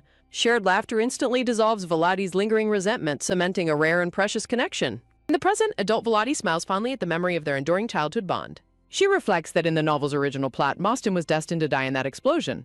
Zion was also fated to suffer permanent, severe injuries, losing his leg to the disaster. Vladi proudly realizes her intervention successfully altered the original timeline, saving her friends. Holding her necklace, she remembers when her mother's magic made her feel truly loved. That precious diamond necklace was immediately taken from her and given to her younger brother, Meldor. Young Vladi was left deeply wounded by the blatant favoritism shown by her family. Her own mother spearheaded the unfair decision, forcing Vladi to always sacrifice for Meldor. Shaking off the past, Vladi coldly notes her mother is long gone and no longer matters. Present-day Zion speaks up, hesitantly preparing to ask a question he has kept hidden. The boys ask Vladi why she suddenly began training with swords after years of avoiding them. Vladi calmly shares a sudden realization, leaving the purple-haired Zion surprised by her unexpected insight. Vladi narrows her eyes with determination, declaring that Meldor is the one truly blocking her path. She voices her ambition to build influence within the estate without worrying about her family's reactions. Zion and Mostin eagerly offer their full support, prompting Vladi to request Zion's help with her studies. Vladi smiles warmly, asking Zion to help fill the gaps in her advanced educational training. She recalls her past study sessions with Zeppelin, who has already taught her all the essentials. Knowing Zion is an exceptionally brilliant mage, Vladi trustingly relies on his deep academic expertise. Mostin curiously inquires about her swordsmanship teacher as the group continues their comfortable discussion. Mostin doubts whether Duke Elton would ever permit their family's knight commander to train her. Vladi maintains a cheerful front while secretly keeping the family's shadow surveillance unit a complete secret. She explains she simply recruited a suitable knight, while Mostin laments the Duke's excessive favoritism toward Meldor. When Mostin offers his own master's help, Vladi playfully reveals she is already developing her own unique techniques. A sudden loud clattering sound echoes through the hall, instantly putting the three friends on high alert. Vladi's eyes widen in surprise as she spots a cute green-eyed blonde child sitting on the floor. Mostin gasps in astonishment, immediately recognizing his younger brother, Ryuspel. Rushing over, Mostin checks on Ryuspel before gently prompting him to greet Zion and Vladi properly. Mostin leads Ryuspel over by the hand to greet the others as they watch with warm smiles. To Mostin's surprise, the adorable Ryuspel brightly asks for Vladi's autograph because he finds her incredibly cool. Mostin laughs heartily, picking Ryuspel up and realizing the boy witnessed their earlier training. Zion eagerly offers his own magical autograph instead, only to be hilariously and instantly rejected by Ryuspel. Zion collapses in comedic despair while Mostin and Ryuspel share a joyful laughing moment.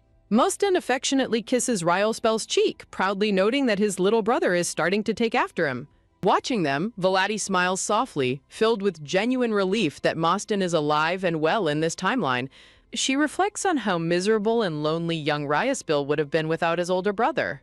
Volati recalls that in the original novel, Riasbil Fredo was destined to become the lonely male lead. A chibi purple-haired witch cheerfully waits, signaling a playful interlude in the storytelling. The original plot doomed Riasbil to a cold, isolated childhood due to the tragic loss of his family. His mother, the frail Duchess Fredo, collapsed after childbirth, leaving a young Mostin to comfort her bedridden state. The infamous school explosion then claimed Mostin's life, shattering the family's fragile peace forever. The devastating shock proved fatal for the Duchess, who tragically passed away soon after her son.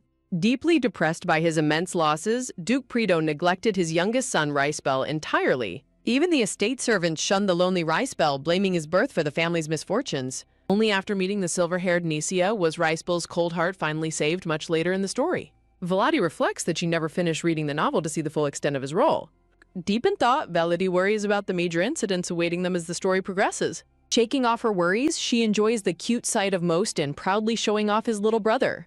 Mostin gushes over Riasbil's adorable charm while Volati teasingly reacts with mild, playful skepticism.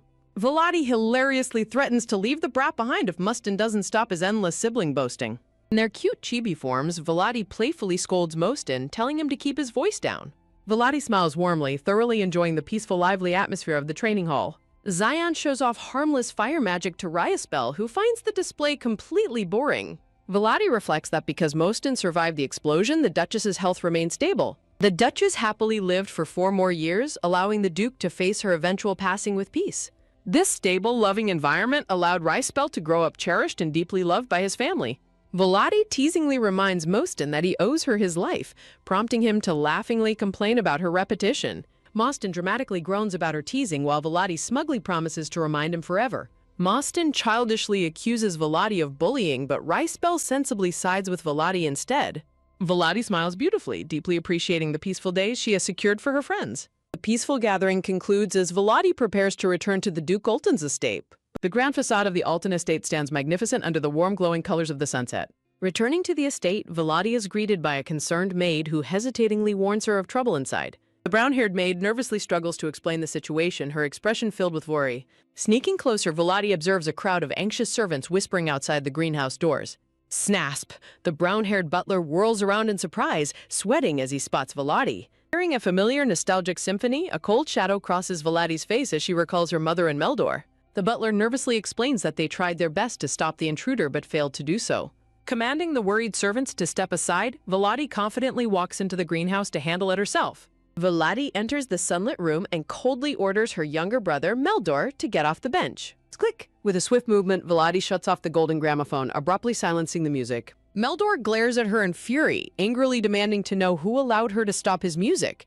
Volati firmly reminds Meldor that the greenhouse is her territory, but he fiercely argues it belongs to their mother. Volati coldly states that Meldor ruined the space, prompting him to suggest turning it into a music room instead. Meldor recalls how their late mother loved tending to this greenhouse, using it as leverage against Volati. Refusing to back down, Volati orders Meldor to stop intruding on her space and her mother's memories. Ha! Volati narrows her eyes, challenging Meldor to defy their father's direct orders, placing her in charge. Veins popping on his face, Meldor angrily accuses Volati of changing everything to suit her own selfish desires. Volati sees right through Meldor's anger, calmly pointing out that he is just biding his time to oust her. Meldor stands defiantly before his sister, declaring that he will no longer tolerate being treated as her punching bag. Volati responds with a smug smile, asking Meldor if he has already forgotten their previous physical confrontation. Volati reflects on their tense hallway encounter from a few days ago, right after Meldor's exhausting training session. In a flashback, Meldor bitterly complains about his grueling daily training while others enjoy leisurely horseback rides. Young Volati coldly advises Meldor to focus on his own training instead of blaming her for his shortcomings.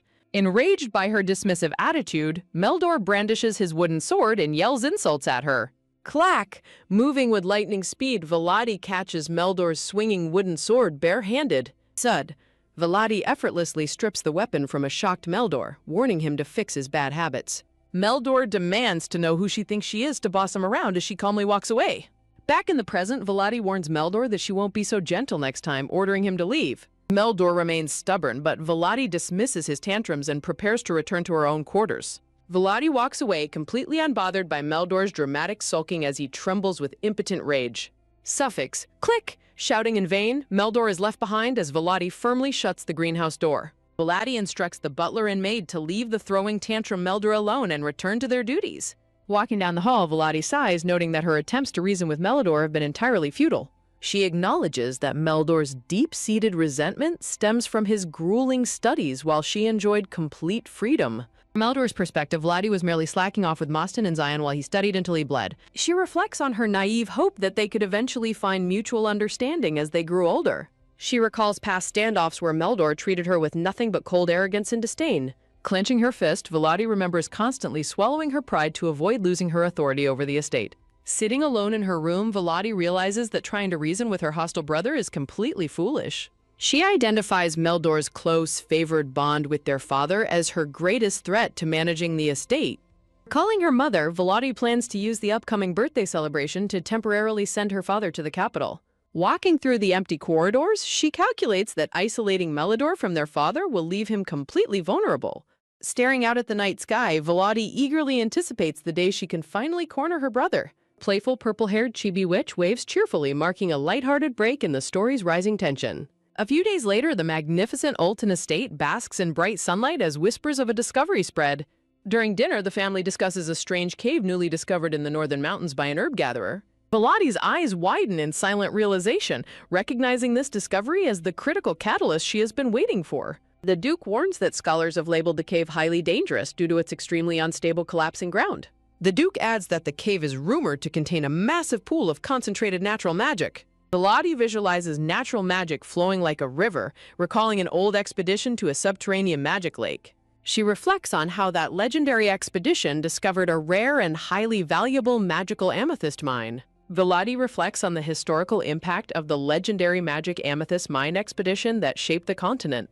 The discovery of the amethyst mine rapidly transformed a modest kingdom into a wealthy, powerful empire. Volati is thrilled to realize that a similar magical treasure has just been discovered in their territory. Although previous explorations caused dangerous cave-ins, this new cave is actually a jackpot magical ruby mine.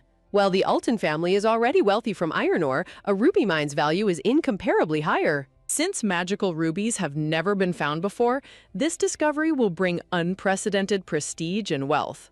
Securing the ruby mine would instantly attract global attention and earn the family astronomical profits. In the novel's original plot, the eldest son secured full authority from his father to explore the cave. Volati knows that despite her ambitions, her father will never allow her to go north for the exploration. She reasons that their father would not trust the young and inexperienced Meldor to lead the expedition either. With her grandfather too elderly to travel, her father is the only direct descendant left to go. Armed with her knowledge of the future, Volati prepares to make a calculated gamble at the dinner table. During dinner, Volati proposes exploring the cave, prompting her father to ask for her reasoning. As Volati argues for careful exploration, her younger brother, Meldor, sharply cuts in to oppose her. Meldor passionately argues against the risk, warning that reckless exploration could trigger another man-made disaster. Volati is deeply annoyed by Meldor's hypocrisy, realizing he is only opposing her to be difficult. Exhausted by their bickering, the Duke shuts down the discussion and decides to handle the matter himself. Volati calmly finishes her meal, completely unsurprised that her father is leaning toward Meldor's cautious stance. With a cold smirk, Volati quietly resolves to interfere and force her father's hand anyway. Sneaking away from the dining hall, she decides it is finally time to play her trump card. Under the quiet cover of the night sky, a new chapter of Volati's strategic plotting begins. Volati quietly creeps through the dark corridors of the mansion, carrying a single lantern to guide her. She slips into her late mother's locked laboratory, a place only she can access due to magic. Volati recalls a novel detail where a snow spirit revealed their mother hid her treasures under her bed. In the original timeline, Nisha used this crucial hint to search their mother's bedroom. Nisha eventually found their mother's lost belongings hidden safely beneath her bed. Knowing her mother's habits, Volati searches the laboratory instead of the bedroom to find the items first. By keeping the neglected laboratory dirty and off-limits to maids, she ensured her mother's secrets remained safe. Soft footsteps echo quietly as Volati approaches the desk, searching the hidden spaces of the room. Reaching beneath the furniture, Volati's eyes light up as she retrieves a dusty red book. She examines the enchanted book, realizing it is her mother's perfectly preserved diary. In the novel, Nisha used this diary to easily win the love and favor of the entire family. Volati smiles knowingly, having a completely different, far more strategic plan for her mother's journal. Returning to her quarters, Volati sits on the sofa to examine her find in comfort.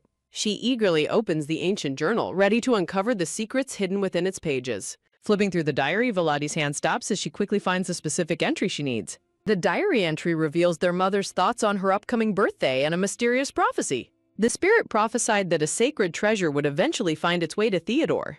Confused by the spirit's strange prophecy, their mother chose to keep it a secret from Theodore. Volodi immediately deduces that the prophesied treasure the spirit spoke of is actually Nosha. This prophecy explains how Nisha was destined to be delivered to her father, starting the novel's plot. Volodi knows her father will immediately rush to the northern mansion once he reads his late wife's words. Falling snowflakes swirl in the wind, signaling the shift in destination to the cold northern territories.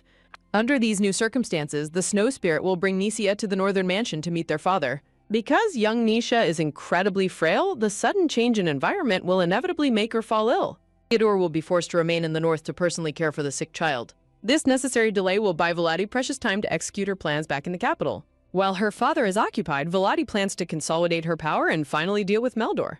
Mid-thought, she realizes there is one more crucial item she needs to retrieve from the diary. She slips a hidden piece of parchment from the book, discovering a rare ancient magic spirit contract formula. Volodi recalls how her mother summoned the pale, elf-eared snow spirit, Shenion, but failed to form a contract due to a crude formula. In the original novel's timeline, the young white-haired Niji eventually discovered the hidden diary and successfully perfected the incomplete formula. By completing her late mother's work, young Nisha successfully forged a powerful soul contract with the gentle snow spirit, Shenion. Blessed with bright spirit energy, the cheerful Nisha was destined to become the beloved and adored heroine of the story. Present-day Volodi smiles slyly, calculating how she can strategically utilize her mother's unique spirit formula for her own benefit. Clutching the ancient magic parchment, Volodi realizes she only needs to present these findings to her father to set her plan in motion. While examining her desk, Volodi spots a framed picture of her late mother hidden closely behind the red, magically sealed diary. Volodi looks away with a pensive expression, admitting that her uneasy heart had previously kept her from seeking out the painful journal. She remembers that in the original plot, their mother cherished a portrait of her beloved eldest son's first birthday inside the book. Finding this photograph originally convinced Meldor of his mother's deep love, prompting him to warmly accept Nisha as his sister. As the unremarkable eldest daughter, Volodi had always been cast aside in the dark shadows of the family's affection. Volodi wonders if her mother truly kept a photo of her favored firstborn son out of pure exclusive devotion. Her ruby-red eyes narrow with determination as she decides it is finally time to inspect the hidden portrait. With a soft slide, she gently pulls the old decorative frame out from behind the diary. Holding the dusty frame up to the light, Volodi prepares to face her mother's biased past. Under the pale glow of the night sky, she peers closely at the framed image and gasps in shock. Her eyes widen as she realizes the dark-haired, red-eyed baby cradled in her mother's loving arms is actually herself. Looking at the portrait, Volodi is suddenly flooded with rare, bittersweet memories of the mother she thought never loved her. She recalls the painful days when her sickly mother, Dohinia, was confined to her bed but spent her good days reading. In her memory, young Volodi hesitated anxiously at the bedroom door, terrified of disturbing her mother's fragile peace. Sensing her daughter's presence, Dohemia looked up and warmly invited young Volodi inside with a gentle, soothing smile. Dohemia noticed her daughter's troubled face, comforting her by revealing she remembered every single worry Volodi had ever shared. Enfolding the trembling girl in a warm hug, her mother gently stroked her hair to chase away her constant nightmares. Tilting Volodi's chin up, Dohemia lovingly reminded her that she was always at her absolute prettiest whenever she smiled. Clenching the paper, present-day Volodi bitterly dismisses the memory, refusing to let a single sweet moment erase a lifetime of neglect. She stares conflicted at the framed portrait, questioning if her mother truly loved her in her own quiet way. Shaking off her weakness, Volodi locks the portrait away, declaring she no longer craves the leftover scraps of her mother's affection. Pulling her hand back, Volodi realizes with irritation that she still harbors lingering, unresolved feelings for her late mother. Walking away into the dark, she coldly wishes for her confusing mix of love and resentment to finally evaporate. The next morning, bright sunlight washes over the grand mansion as a crucial new phase of Volodi's plot begins. Volodi yawns sleepily in her purple gown, knowing she must catch her father in his office before his day fully starts. In the corridor, she meets Baron Ryespel, her father's highly rational chief advisor and her former childhood instructor. She fondly recalls the Baron as one of the few trustworthy teachers who taught both her and Meldor their leadership lessons. Volodi asks why he is still working so late, and the Baron playfully laments her father's exhausting work demands. Smiling warmly, Volodi promises to send a batch of restorative medicinal herbs to help the Baron and his exhausted staff. Grateful for her unexpected kindness, the polite Baron bows and bids her goodnight before taking his leave. Volodi quietly pushes open the heavy wooden doors leading to the main working office. Peering inside, she observes the chaotic office buried under mountains of paperwork, comparing it to an overworked company. Noting the miserable sleep-deprived aides, Volati calculates that improving their harsh working conditions will easily win their loyalty. Stepping forward, Volati politely knocks and enters the grand office, offering a warm evening greeting to her busy father. Theodore, looking tired in his formal red coat, looks up as Volati announces she has something urgent to show him. With a steady hand, Volati slides her mother's long-lost red diary directly onto his desk. Recognizing his late wife's distinct handwriting, a stunned Theodore demands to know how she obtained the missing journal. Volati explains that she uncovered the diary while visiting her mother's locked research laboratory late last night. Seeing her father deeply shaken by the discovery, Volati silently rejoices that her calculated emotional manipulation is working perfectly. She softly brames her father, pointing out a specific, mysterious section of the diary that he needs to examine. Theodore quickly flips through the pages, eager to read his late wife's hidden thoughts. Theodore's red eyes widen in absolute disbelief as he reads an entry mentioning a sacred hidden treasure. Watching him tremble from behind her polite facade, Volati smirks inwardly as her carefully laid trap is successfully sprung. Feigning innocent concern, Volati suggests they must immediately look for whatever secret treasure her mother left behind in the north. Volati plots her next moves, knowing her mother's sacred treasure will eventually make its way to their father. Theodore is deeply shaken, immediately demanding his advisors to reschedule their urgent family meeting to tomorrow. Volati politely bows to her father, pleased that the agenda has shifted to exploring the northern caves. Theodore finds the perfect excuse to rush north, fully playing into Volati's calculated plans. Volati commands a maid to immediately summon Baron Ryu, Spell, and Rover to prepare for the sudden departure. Smiling triumphantly, Volati celebrates that everything is proceeding perfectly according to her grand design. The entire estate is thrown into absolute chaos as Theodore hastily prepares for a sudden northern journey. Guards are mobilized and hefty fees are paid to mages to secure teleport circles for the expedition. Servants rush frantically back and forth, cleaning and organizing as word reaches the northern castle. Theodore solemnly reminds young Meldor of his heavy responsibility as the sole heir of House Alchem. With a cheerful and innocent smile, young Meldor eagerly promises to keep his father's words in mind. Theodore addresses both Meldor and Volati, giving his final parting instructions before he heads out. Volati smiles reassuringly, promising to manage the residence perfectly as the eldest while he is away. Mounted on his horse, Theodore commands the guards to open the iron gates for his departure. Volati bids her father a polite farewell as he rides off with his escort knights. In her thoughts, Volati coldly hopes her father stays in the far north for as long as possible. The moment their father leaves, Meldor immediately drops his polite act, confronting Volati with arrogance. Meldor walks away down the corridor, mocking Volati's lack of authority in the household. Scoffing, Meldor proudly retreats to his quarters, claiming he will act like the true proper heir. The maid reports to Volati that the northern teleport circle activated normally, confirming Theodore's departure. With a chilling, red-eyed smile, Volati realizes she is finally free to execute her plans. A sharp, metallic click echoes as Volati locks the door behind her. Meldor reacts with irritation and surprise as Volati suddenly barges into his private room uninvited. Volati slowly steps toward her younger brother, her voice dropping to a low, menacing whisper. With a deliberate motion, she sets a phonograph needle down, unleashing a grating screech. The painful screeching music blares as a panicked Meldor demands that his sister leave immediately. Meldor tries to push Volati away, but he recoils in shock when she remains completely unshaken. Shaking with mounting fear, Meldor slowly backs away from his sister's imposing shadow. Sweating profusely, Meldor desperately yells at his sister to stop stepping closer to him. Under an oppressive, dark aura, Volati grins maliciously, offering to drain her brother's excess energy. The violent screeching violin music and Meldor's desperate cries echo loudly from the mansion. A cute little purple-haired mascot waves playfully, offering a brief intermission in the story. Meldor frantically runs through the mansion corridors, pushing past startled servants in his desperate bid to escape.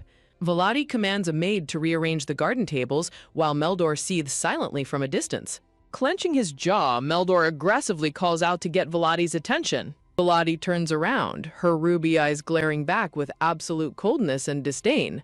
Meldor instantly flinches in terror, stammering out a meek greeting as Volati asks what he wants.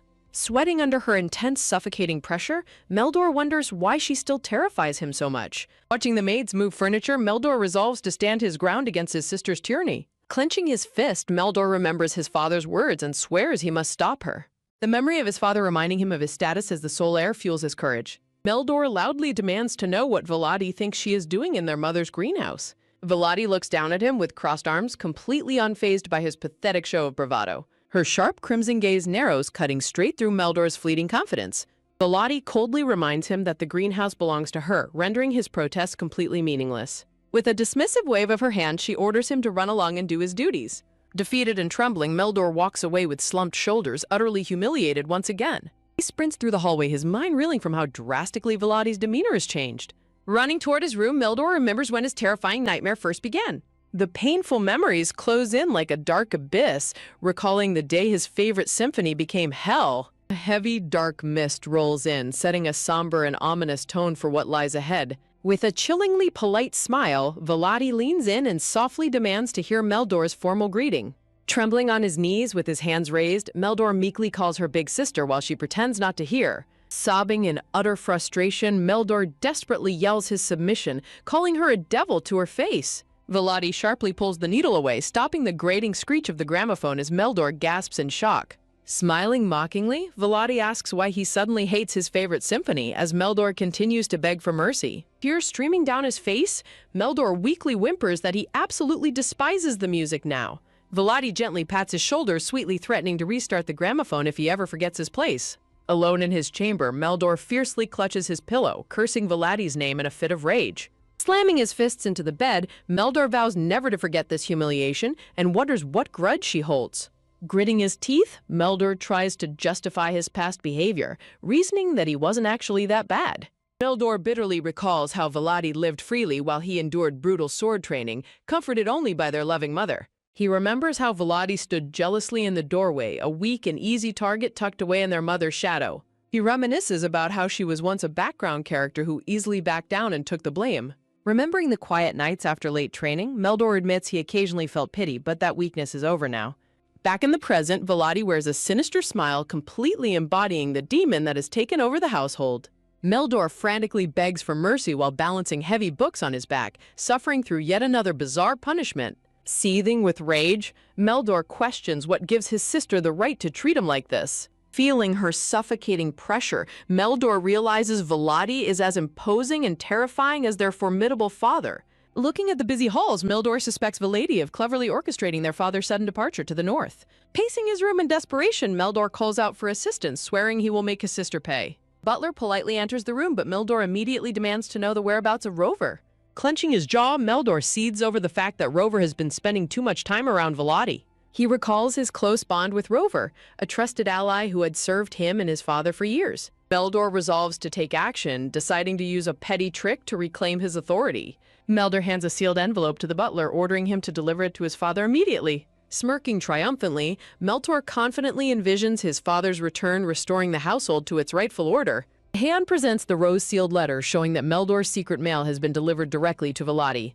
Volodi scans the confiscated letter with an amused, dismissive look, entirely unfazed by her brother's desperate move. Smiling, Volodi instructs the loyal butler to continue reporting Meldor's every move directly to her. Walking confidently, Volodi muses that Meldor is completely oblivious to the fact that all the servants belong to her. With a casual flick of her wrist, Volodi tosses Meldor's secret letter directly into the roaring fireplace. Standing beside her terrified brother, Volodi notes that Meldor has remained perfectly obedient for 2 whole weeks. Watching the letter turn to ash, Volodi decides it is finally time to reward her brother's restraint. Volodi admits that she would have crushed an older Meldor with force, remembering the years of neglect she suffered. Looking at her younger brother's innocent, childlike state, she decides to treat him with slightly more leniency. Sitting at her desk, Volodi begins writing a letter, resolving to give Meldor one final chance to redeem himself. Volodi hands the newly written letter to her butler, commanding him to send it to the far north. Resting her chin on her hand, Volodi calculates that her father must have already discovered Nisha. She envisions her father being overwhelmed by the new child, making him highly likely to approve her request. A devious smile plays on Volodi's lips as she eagerly anticipates Meldor's reaction to her new plans. As sunset paints the grand mansion in gold, a swift reply from their father finally arrives. Holding the letter, Volodi smiles as she reads her father's approval, noting that he has softened up. Volodi asks a maid for Meldor's location, learning he is training hard at the sparring grounds. A pink-haired girl stands determined under a call for new recruits to join the ongoing adventure. At the training grounds, Meldor vigorously swings his practice sword while his instructor commands him to straighten his back. Watching from a distance, Volodi notes that her brother still lacks any real talent for swordsmanship. Meldor freezes in sheer panic as he suddenly spots his terrifying sister standing nearby. Volodi politely greets the swordsmanship instructor, Sir Brooks, apologizing for interrupting their active training session. Approaching her brother, Volodi holds up the letter as a surprised Meldor asks if it's from their father. Meldor frantically reaches for the letter, but Sir Brooks sharply intercepts his hand, reprimanding his lack of discipline. Sir Brooks sternly lectures Meldor on proper etiquette toward family, prompting a meek apology from the boy. Watching them, Volati internally notes that Meldor's obedience stems from his secret, unfulfilled admiration for knights. Volati smoothly steps in, asking Sir Brooks to be lenient since Meldor is simply acting out of fear. Volati offers the letter to Sir Brooks, who questions if it is appropriate for him to read it. Sir Brooks opens the letter and is shocked to read the Duke's sudden major decision. Sir Brooks praises Volati, noting that the Duke finally listened now that his daughter has spoken up. In her thoughts, Volati admits she merely took advantage of Sir Brooks' constant prior reports to the Duke. Volati prides herself on manipulating the timing, knowing her father is currently preoccupied with raising young Nisha. Sir Brooks kindly ends the session early, leaving Meldor completely bewildered by the sudden schedule change. Volati dismisses Sir Brooks for the day, leaving herself alone to deal with her younger brother. A frantic Meldor demands answers, only for Volati to calmly inform him his excessive training is over. Volati slaps the letter into Meldor's hands, urging him to read the contents for himself. The letter reveals the Duke admitting Meldor's training was too harsh, prioritizing his son's overall well-being.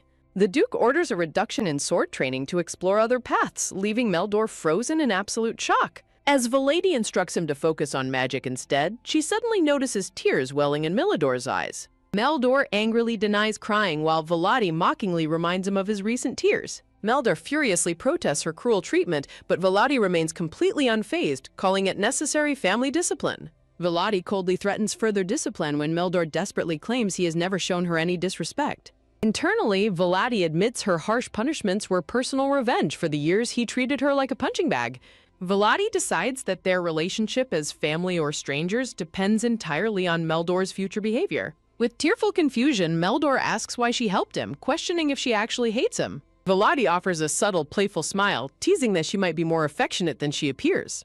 Volati walks away, instructing Meldor to design his own schedule and promising to respect his choices. Meldor silently stares at the letter in his hands, deeply moved by the unexpected kindness. With his schedule shifted heavily toward magic, Meldor walks the halls happily, his tantrums completely vanishing.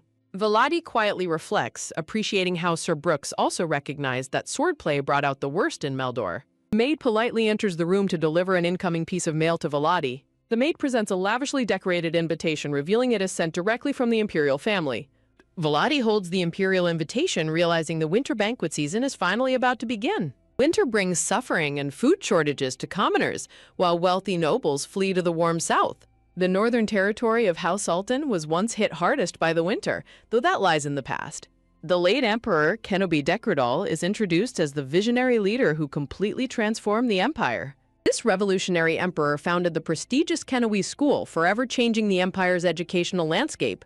In this world filled with historical conflict, powerful magic served as the ultimate weapon of war. 2 centuries ago, spirits intervened to establish an unbreakable pact, ushering in a long era of harmony. Over time, mages retreated to their magic towers, focusing strictly on private research until a sudden change occurred. A revolutionary mage named Grurika arose, proposing that magic should be used to improve daily human life. Grurika combined magic with science to invent everyday technologies, changing how magic was applied. Her revolutionary efforts gave birth to the very first historic union of magical technology and science. The magical lantern glows brightly, showcasing the practical and life-changing application of her new invention. As a high-ranking noble, Grurika utilized her political standing to introduce her magical engineering to the mages. Backed by elders loyal to the imperial family, the magic tower quickly ceased opposition and cooperated with her. Their collaboration yielded massive waterworks and heating systems, vastly improving the commoners' living standards. Improved sanitation dramatically reduced disease, allowing ordinary people to survive the brutal winter months in warmth. Grika's popularity among the commoners soared as she rode triumphantly through the city streets. Despite facing intense opposition from rival noble factions, the political momentum steadily shifted in Grika's favor. By restricting her inventions to her own faction, Grika created a stark division in lifestyle among the nobility. Grika strategically plans to end her monopoly only after ascending the throne as emperor. Grishka brilliantly exploits a unique legal loophole, as no existing laws prevent a princess from running a private monopoly. The narration explains that Princess Grika decided to start a new high society trend called the winter banquet. Historically, citizens of the empire simply remained indoors throughout the freezing winters, waiting for spring's arrival. By installing massive magic heating systems, Princess Grika defied tradition to host exclusive, lavish indoor banquets all winter long. Attending nobles boasted of their warmth, while some made fortunes selling exclusive banquet-themed magical merchandise. Excluded nobles watched in growing envy as the princess's faction thrived, unable to tolerate being left behind. Desperate, opposing nobles gradually defected to join hands with Princess Grirka, leaving only a few loyal holdouts. When even the neutral Western houses allied with the princess, the remaining opposition finally had to capitulate. Grirka triumphantly ascended the throne as the continent's first empress, establishing the winter banquet as an annual tradition. House Alton secured crucial heating technology for the north by being the very first to pledge allegiance to her. Standing in the snowy north, the Duke remains preoccupied with Nessia, delaying his return to the estate. Reflecting on her long absence from society, Volati realizes it is time to re-enter the glittering aristocratic world. Having once reigned as a premier socialite, Volati wonders how high society has evolved during her seclusion. The winter banquet finally arrives and Volati steps gracefully out of her grand carriage in a stunning crimson gown. Cloaked in white fur, Volati stands poised and ready to make her long-awaited return to the social spotlight. Sion, her handsome purple-haired friend, greets Volati warmly while gallantly holding a large blue umbrella over her. The flustered attendant protests that holding the umbrella is his job, but Sion casually shrugs it off. Volati admires Sion's exceptional intelligence, charming looks, and remarkably gentle nature, deeming him truly impressive. Their cheerful blonde friend Moston runs up to join them, excitedly commenting on the heavy snowfall and their coordinated outfits. Moston beams with pride, delighted that their trio perfectly matched their crimson and dark formal dress codes. Volati notes that Moston has always deeply cherished their shared connection and sense of belonging as a trio. After a brief laugh, Moston complains about the freezing winter cold and eagerly bolts ahead toward the warm entrance. Shedding their heavy winter cloaks at the entrance, the trio steps into the grand hall, drawing immediate attention. Onlookers in the grand hall immediately begin whispering in awe as Volati and her companions make their entrance. When Moston asks about her brother, Volati smoothly explains that Meldor is entirely absorbed in his magic studies. Volati reassures them that skipping is fine with their father, just as an excited voice suddenly calls out her name. A group of noblewomen joyfully rush over to welcome Volati back, expressing how much they missed her. The warm-hearted girls assure Volati they understand her absence and eagerly suggest moving to the sofas to catch up. Volati happily agrees, bidding a temporary farewell to Sion and Moston as she joins her circle of friends. Sitting down to a luxurious spread of tea and pastries, Volati is warmly questioned about her well-being. The girls admire her exquisite dress and gush over her coordinated look and heartwarming friendship with the young lords. Laughing, Volati asks them to go one at a time, internally noting her immense popularity among her peers. She reflects on how their iconic trio has always drawn intense admiration and possessed distinct fan bases in high society. Moston's bright, friendly charm and radiant smile have always made her especially beloved among the older generation of nobles. Turning her thoughts to Sion, Volati considers his unique, unparalleled charm in the social scene. A nearby girl swoons in admiration, her eyes sparkling as she watches Sion interact with the crowd. A crowd of adoring women swarm around Prince Sion, totally captivated by his gentle and handsome presence. The girls marvel that Sion's extraordinary popularity has even eclipsed his famous mother's legendary social peak. Inheriting the angelic features of Duchess Agla, the empire's most beautiful woman, Sion easily commands the spotlight. Volati notes that Sion's sweet nature makes his immense popularity natural, though his devoted fans can be quite intense. Overzealous admirers shower Sion with handmade gifts and even offer to build him private magic laboratories. Smiling politely despite a bead of sweat, Sion handles his extreme devotees as they urge him to use custom perfumes. His competitive fans constantly squabble for his attention, taking advantage of Sion's endlessly patient and kind-hearted nature. Volati mentally sighs at Sion's tiring lifestyle, recalling a time when his fierce devotees tried to interrogate her. In her memory, the jealous fans confront Volati, demanding to know if she has any romantic designs on Sion. Unbothered by their jealousy, Volati simply leveled her famously terrifying cold glare directly at the prying girls. Terrified by a single chilling look from the Duchess, the girls instantly scurried away, thoroughly chastised. Volati muses that their contrasting personalities make their friendship work, grateful they are not all from the same mold. Bringing Volati back to the present, a guest eagerly asks if she will attend more parties and extends an invitation. Volati graciously accepts the invitation, confirming her plans to fully revive her high society social life. Delighted by her warm response, the other girls eagerly clamor to secure promises for Volati's next visit. Smiling, the blonde lady warmly agrees, while a dark-haired noblewoman watches her suspiciously from across the room. Sensing a cold stare, Volati turns her attention toward the prying eyes in the crowd. The dark-haired lady quickly averts her eyes, prompting Volati to inwardly criticize her habit of picking fights only to retreat. Dismissing her opponent as insignificant, Volati suspects a far more powerful player is pulling her strings from the shadows. The narrator explains how the cunning crown princess used her cousin as a literal puppet to dominate high society. Volati reveals she has kept a close watch on the crown princess despite her minor role in the original story. A simple truth emerges: the crown princess has always viewed Volati as a dangerous thorn in her side. Possessing a habit for manipulation, the crown princess maintained her iron grip on society even after joining royalty. Making a breathtakingly dramatic entrance, Volati successfully stole the spotlight and shattered the crown princess's monopoly. Driven by a past desire for familial recognition, Volati had thrown herself wholeheartedly into the glittering social scene. Recognizing the widespread frustration with the royal faction's manipulation, Volati welcomed disgruntled noble ladies and rapidly grew her influence. High society fractured into two warring factions, forcing the desperate crown princess to seek help from older noblewomen. While the elders watch the youthful trauma with amusement, Volati casually wonders aloud about the crown princess's current status, alarming her companions. The blonde lady in green nervously comments that Volati's grand return will finally restore the tilted social balance. The other noblewomen mention a recent royal invitation, wondering if Volati will also receive one soon. Swirling her wine, Volati offers a polite, knowing smile and expresses anticipation for that eventual invitation. Beneath her polite exterior, Volati knows full well that the crown princess would never willingly invite her. Confident in her loyal faction, Volati muses that the princess's attempts to recruit her allies during her absence were completely futile. Volati recalls how she cemented her leadership by actively helping disenfranchised noble ladies re-enter society. By building strong camaraderie, she solidified her support, noting that politically no actual bad blood should exist between them. Realizing the conflict as purely personal, Volati recalls a past tea invitation where the crown princess made a direct proposal. The crown princess had audaciously offered to appoint Volati as her head lady-in-waiting, attempting to subordinate her. The lady had mockingly rejected the insult, highlighting that a common-born princess dared to treat the empire's only princess as a servant. Unwilling to bow to anyone but her family, Volati knew the princess lacked the political power to punish her. Relishing the memory of the princess's twisted face, Volati is suddenly drawn back to the present by gossip. A sudden clink of glasses accompanies the shocking news of Prince Kilian's unexpected return to the empire.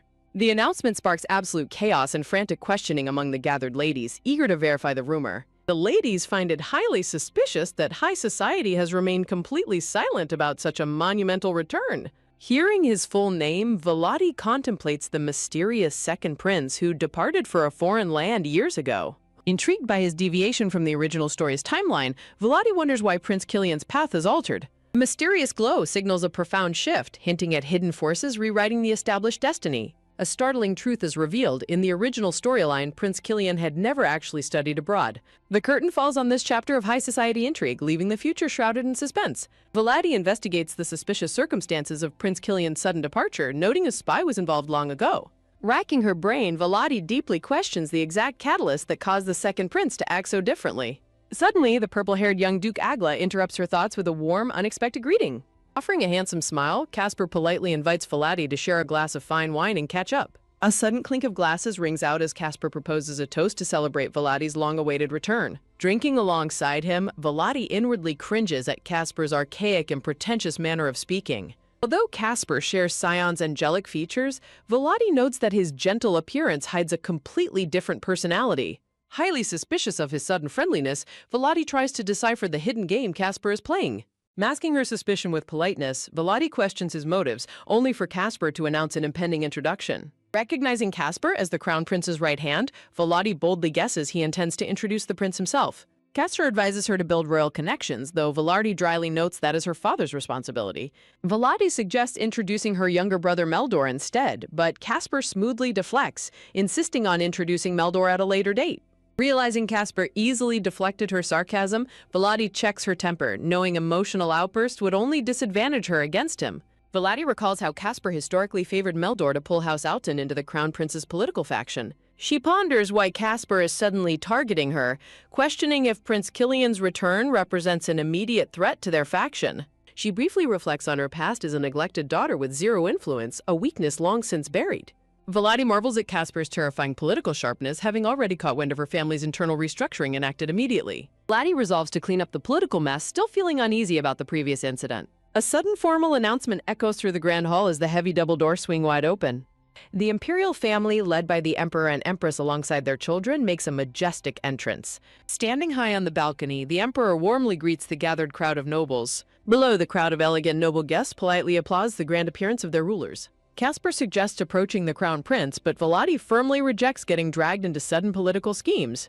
While Caspar looks on in confusion, Volati privately suspects his true nature is highly unreliable. Flashing a gentle smile, Caspar smoothly tries to reassure her that he will protect her from any discomfort.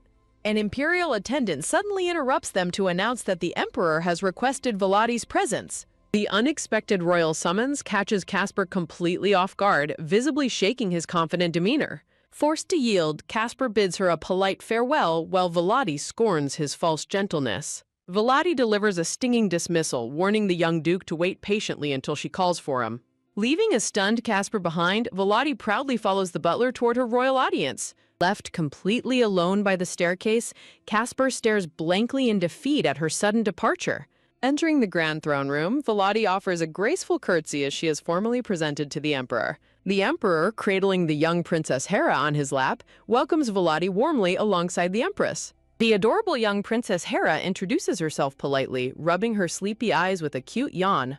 Hera sweet-talks Volati, apologizing for her sleepiness, while Volati watches her with a fond smile. When the emperor suggests he retire to rest, little Hera insists on staying to listen to their conversation. Stepping in gently, the blonde empress coaxes her daughter to return to her chambers as if is late. Princess Hera obediently takes her mother's hand, leaving her father to continue his private audience. Looking on proudly, the emperor praises his daughter's remarkable intelligence and polite public demeanor. The emperor laments that they aren't closer in age to be friends, while Volati praises the princess's sharpness. Volati offers a polite response, though she secretly knows age is irrelevant to their true political alignment. She recalls the original story where Hera and another girl named Nisha eventually become inseparable friends. Knowing Hera grows up to be highly capable, Volati considers her a much better connection than the crown prince. As she looks at the emperor, Volati remembers a crucial political scene from the original novel. In her memory, adult Hera walks with Nisha, expressing concern over her brother's political tension with the emperor. Hera reveals that Prince Killian backed her, but her eldest brother opposed her receiving a noble title. In the memory, Nisha passionately encourages Hera, insisting she has fully earned a rightful noble title. Hera gratefully acknowledges the support, noting the emperor's regrets about not securing her position earlier. Turning to the present, Volati realizes the emperor is actively trying to recruit her as Hera's ally. The emperor praises the North's historical loyalty, prompting a formal pledge of allegiance from Volati. He invokes the memory of the late red-haired Empress Grilrika, who always cherished House Alton. The emperor chuckles warmly, reminiscing about the late empress's deep admiration for the North's unyielding spirit. Volati inwardly scoffs at the poetic sentiment, knowing they only tolerate the cold for lucrative iron ore mines. Staring at the emperor, Volati realizes he is subtly pressuring her to form a strategic political alliance with Hera. Playing along smoothly, Volati pretends to be deeply honored by the prospect of such a royal connection. However, she cleverly warns the emperor that showing overt favoritism to the north might spark jealousy among other nobles. Volati glances sideways at the crowd, quickly plotting a clever detour to redirect the emperor's pressure. Over in the crowd, Sion and Mostin look up in surprise as they catch Volati's sudden look. With a subtle conspiratorial smirk, Volati playfully signals her two close friends to prepare themselves. Turning back to the emperor, she smoothly suggests he converse with heirs from other prominent regions too. She formally presents Sion of House Agla and Mostin of House Fredo, who step forward politely.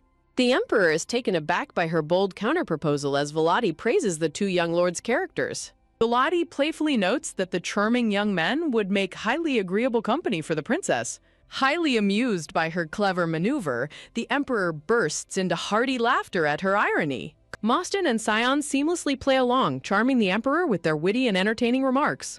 Volati requests a joint audience for the three of them, which the emperor gladly acknowledges. Laughing, the emperor agrees to let the three talented young nobles show him their wit. Volati eagerly anticipates the growing drama, sensing that this high society banquet is about to become far more interesting. A majestic imperial palace stands aglow under the night sky as the grand evening festivities continue. Inside a private parlor, Volati, Mostin, and Sion share a light-hearted audience with the amused emperor. Sion charmingly requests permission to perform a dedicated song, which the emperor warmly and flatly grants. Watching Sion's seamless flattery, Volati dryly muses that his silver tongue would guarantee him corporate success in any era. Leaving the palace late at night after her audience, Volati patiently waits outside for her delayed carriage. A sudden rustling sound breaks the quiet night, instantly catching Volati's attention and making her pause. Hearing heavy footsteps approaching in the snow, she turns, wondering who could possibly be wandering around so late. Brushing snow off his shoulder, a handsome red-haired man smiles warmly, relieved that he arrived just in time. Instantly recognizing his trademark imperial red hair, Volati realizes this mysterious newcomer is the newly returned Prince Killian. Volati politely greets Prince Killian, pleasantly surprising the prince, who is impressed she recognized him without an introduction. Volati smoothly explains that news of his return, coupled with his distinctive imperial red hair, made him easy to identify. Flattered by her sharp intuition, Prince Killian confesses he would have attended the banquet sooner had he known she was there.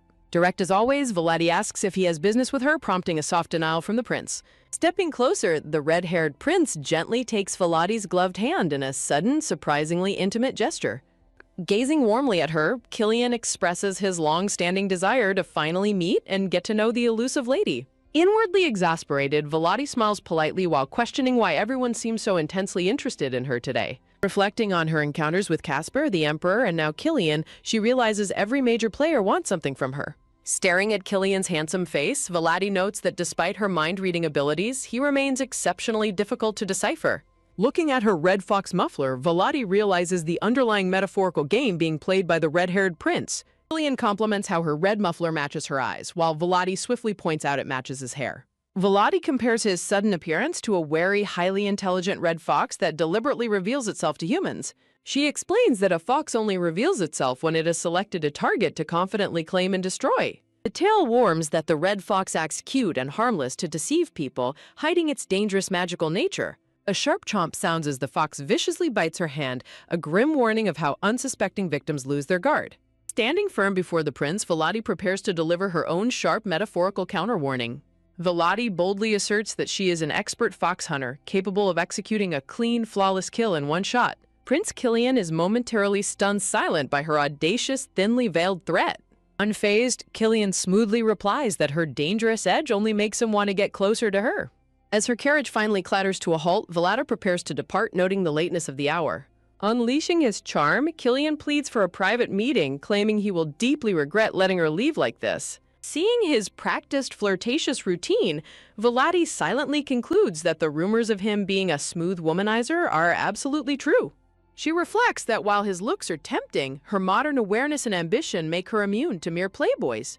Politely turning down his immediate offer, Volati mentions her busy winter schedule while shifting the conversation. After Killian confirms his interest, Volati bluntly points out that ambitious people like them never approach others without ulterior motives. Caught off guard by her bluntness, Killian flinches slightly as she proposes they meet in the spring instead. Stepping toward her carriage, Volati warns him to bring real leverage to their next meeting, leaving him struggling to stall her. A desperate note creeps into his voice as he unexpectedly asks if she feels any deep, instinctual connection to him. Entirely unfazed, Volati coolly dismisses his odd question and advises him to return indoors before he catches a cold. A steady clattering of hooves sounds as Volati's elegant carriage rolls away, leaving the silent courtyard behind.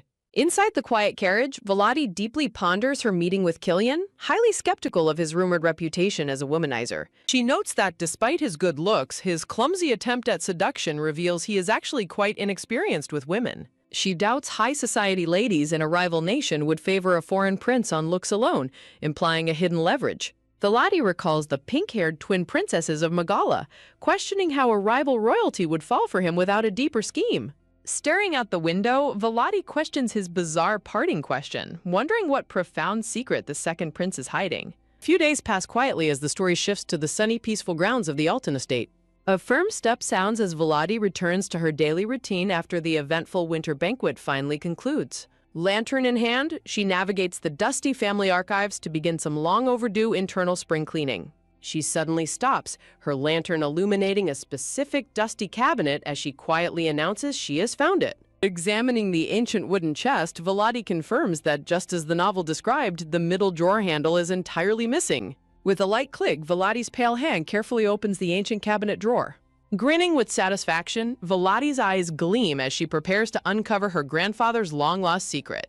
Inside the drawer lies a dusty pink stuffed bunny doll surrounded by old parchment papers. With a swift whoosh, Volati draws a sharp silver dagger ready to slice open the old toy. Rip! The sharp blade tears through the fabric, scattering soft white cotton stuffing across the desk. Sifting through the plush stuffing, she pulls out a beautiful, intricate gold ring. The ornate gold ring sparkles brilliantly under the light, revealing its exquisite craftsmanship. She recalls a flashback of her jovial young grandfather presenting a bouquet of pink roses to her beautiful grandmother.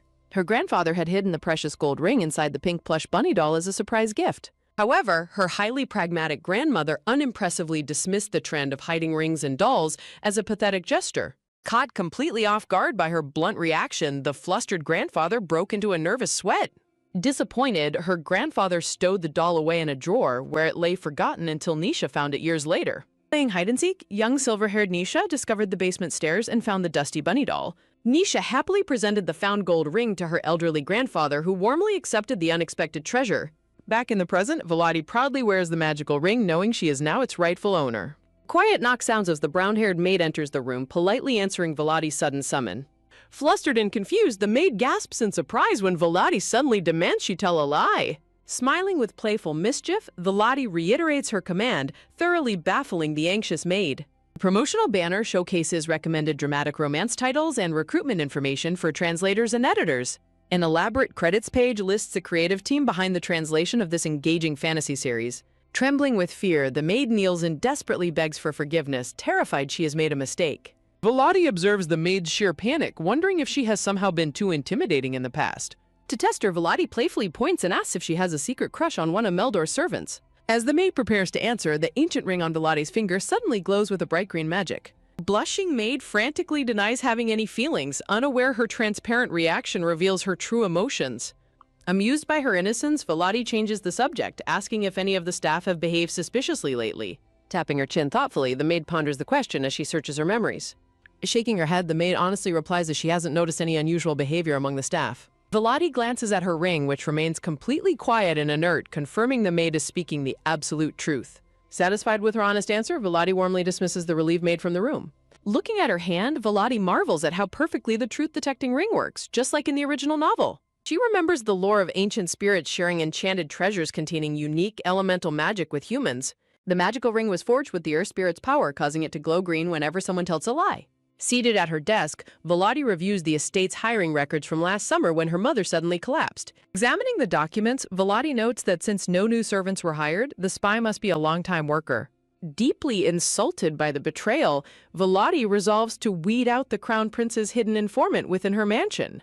Confident in her new tool, Volati is certain she will catch the traitorous spy quite easily. A soft rustle sounds as Volati summons Emily, a loyal brown-haired maid, into her private study. Volati asks Emily if she has ever leaked secrets, prompting a swift and passionate pledge of absolute loyalty. Glancing at her finger, Volati confirms the ring is completely silent, proving Emily is entirely trustworthy.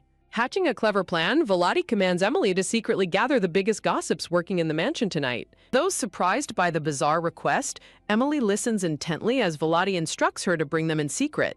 Bowing politely, the loyal maid agrees to carry out the mysterious task immediately. Later that evening, Volati waits in her parlor, wearing a gorgeous blue gown as she anticipates the group's arrival. Emily returns with 3 nervous servants, a maid, a blonde guard, and a butler, who stand before Volati. Volati wastes no time, bluntly asking the assembled servants if any of them have leaked House Alton's affairs.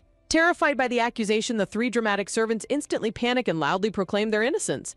With a sharp snap of her fingers, Volati dryly concludes that they are far too loud and simple to be spies. Motioning for them to step closer, Volati prepares to feed them a very specific piece of information. Smiling wickedly, Volati orders them to spread a rumor that she is hunting for a traitor, setting her trap.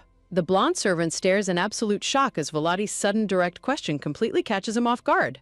The 3 simple-minded servants eagerly vow to assist her, completely unaware they are walking into a carefully laid trap. Satisfied with their enthusiastic compliance, Volati calmly dismisses the servants, commanding them to begin spreading the rumors tomorrow. A cutting smile plays on Volati's lips as she realizes these loud gossips will make the perfect bait. An unspoken absolute rule of House Alton dictates that servants must never speak of internal mansion affairs to outsiders. Within the mansion's walls, however, the servants are permitted to freely discuss and share various pieces of information. The masters of the house historically tolerated exaggerated gossip, recognizing it as one of the few amusements for the staff.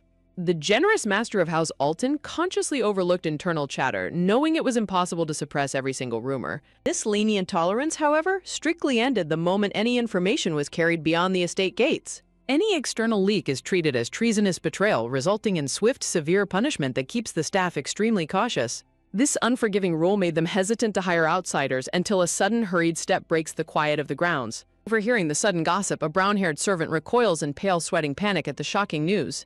Gritting his teeth in frustration, the anxious servant struggles to process the alarming rumor spreading among the staff. Nearby, a group of estate guards discusses the frightening rumor that a treacherous spy is hiding among them. The guards conclude that the leaks are far too precise to be accidental, pointing to deliberate sabotage. Eavesdropping from behind a tree, the brown-haired spy's heart drops as the guard bluntly declares there is a spy. Trembling with absolute dread, the spy falters backward as the reality of his imminent exposure begins to set in. Terrified of being caught, he frantically tries to suppress his panic over the guard's terrifying revelation. Hanging laundry nearby, the maids shudder at the severe punishments awaiting a spy, confirming the gravity of the situation.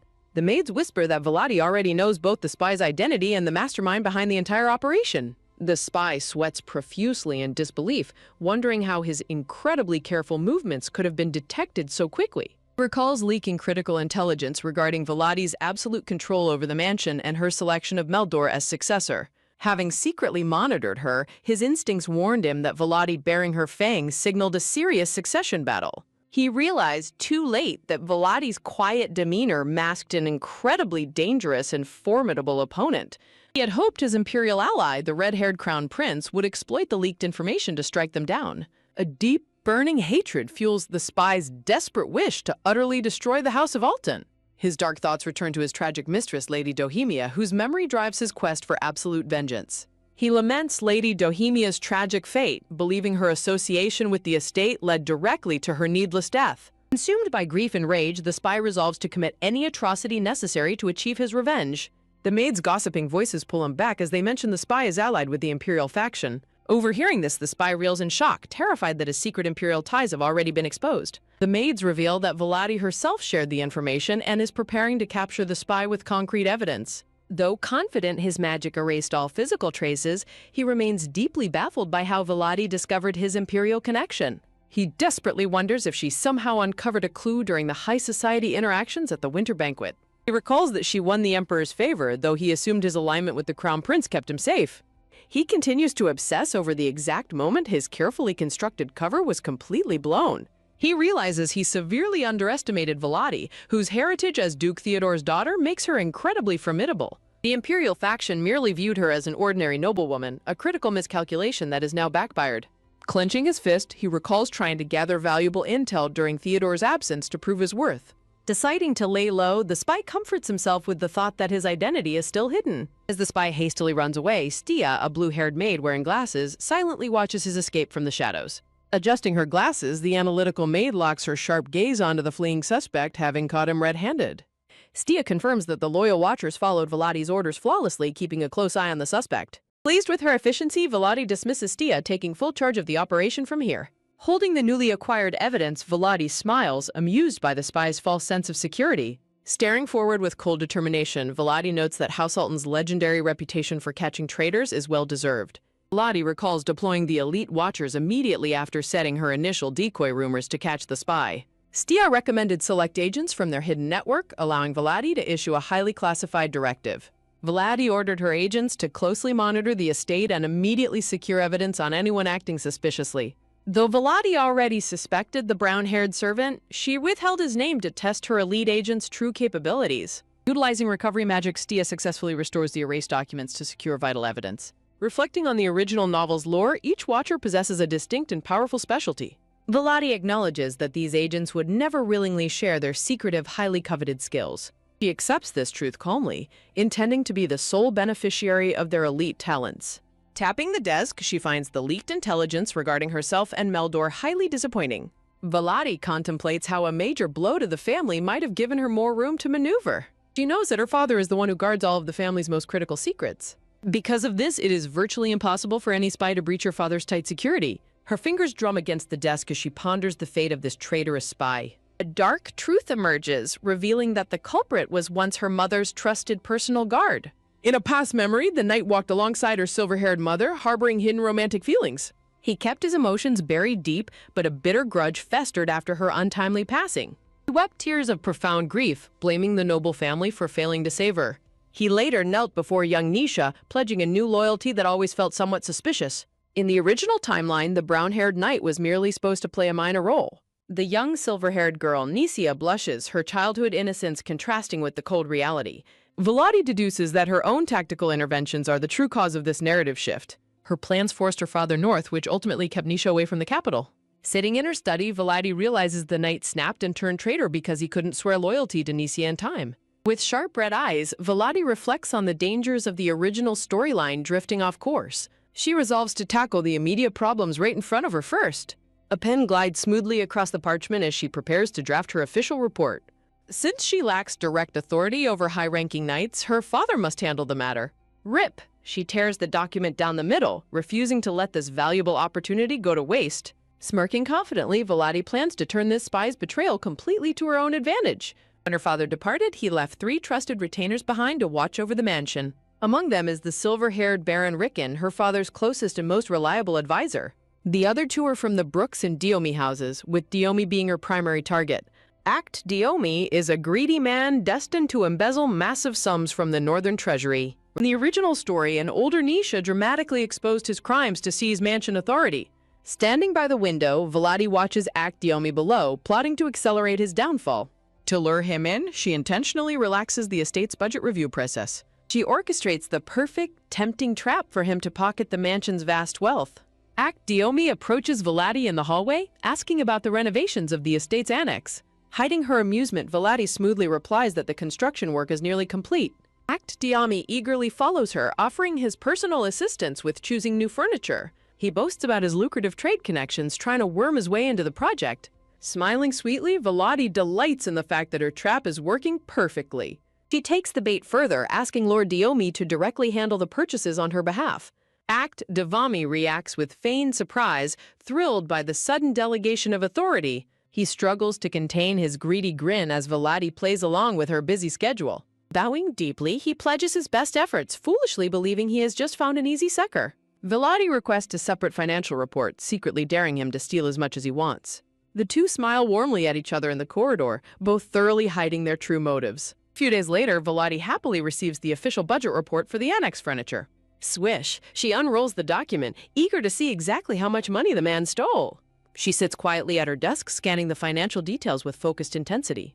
Volati's face pales in utter disbelief upon seeing a measly total of only 15,000 gold. Knowing the actual cost was 5,000, she is baffled that he only inflated it by 10,000 gold. Slapping her forehead, Volati laments his sheer cowardice after she laid out such a perfect trap. A chilling declaration dismisses both the pathetic spy and his accomplices as absolute failures. Dismissing her enemy's foolishness, Volati acknowledges that the embezzler's thefts were always meant to be gradual rather than immediate. A sweat-dropped chibi Volati scratches her head, deeply annoyed by the embezzler's cowardly hesitation despite the perfect bait. Feeling the small theft is barely worth addressing, Volati dreads the tedious effort required to set another trap. Ringing a small golden bell, she summons her servant to proceed with her next plan. Stia, the blue-haired maid, promptly opens the door and enters the room to answer her lady's summons. Smiling with cold confidence, Volati commands her loyal maid to immediately bring Zeppelin to her. With her schemes in motion, she prepares to set the next stage of her intricate game. An airy quiet settles over the dark stone corridors of the estate as night falls.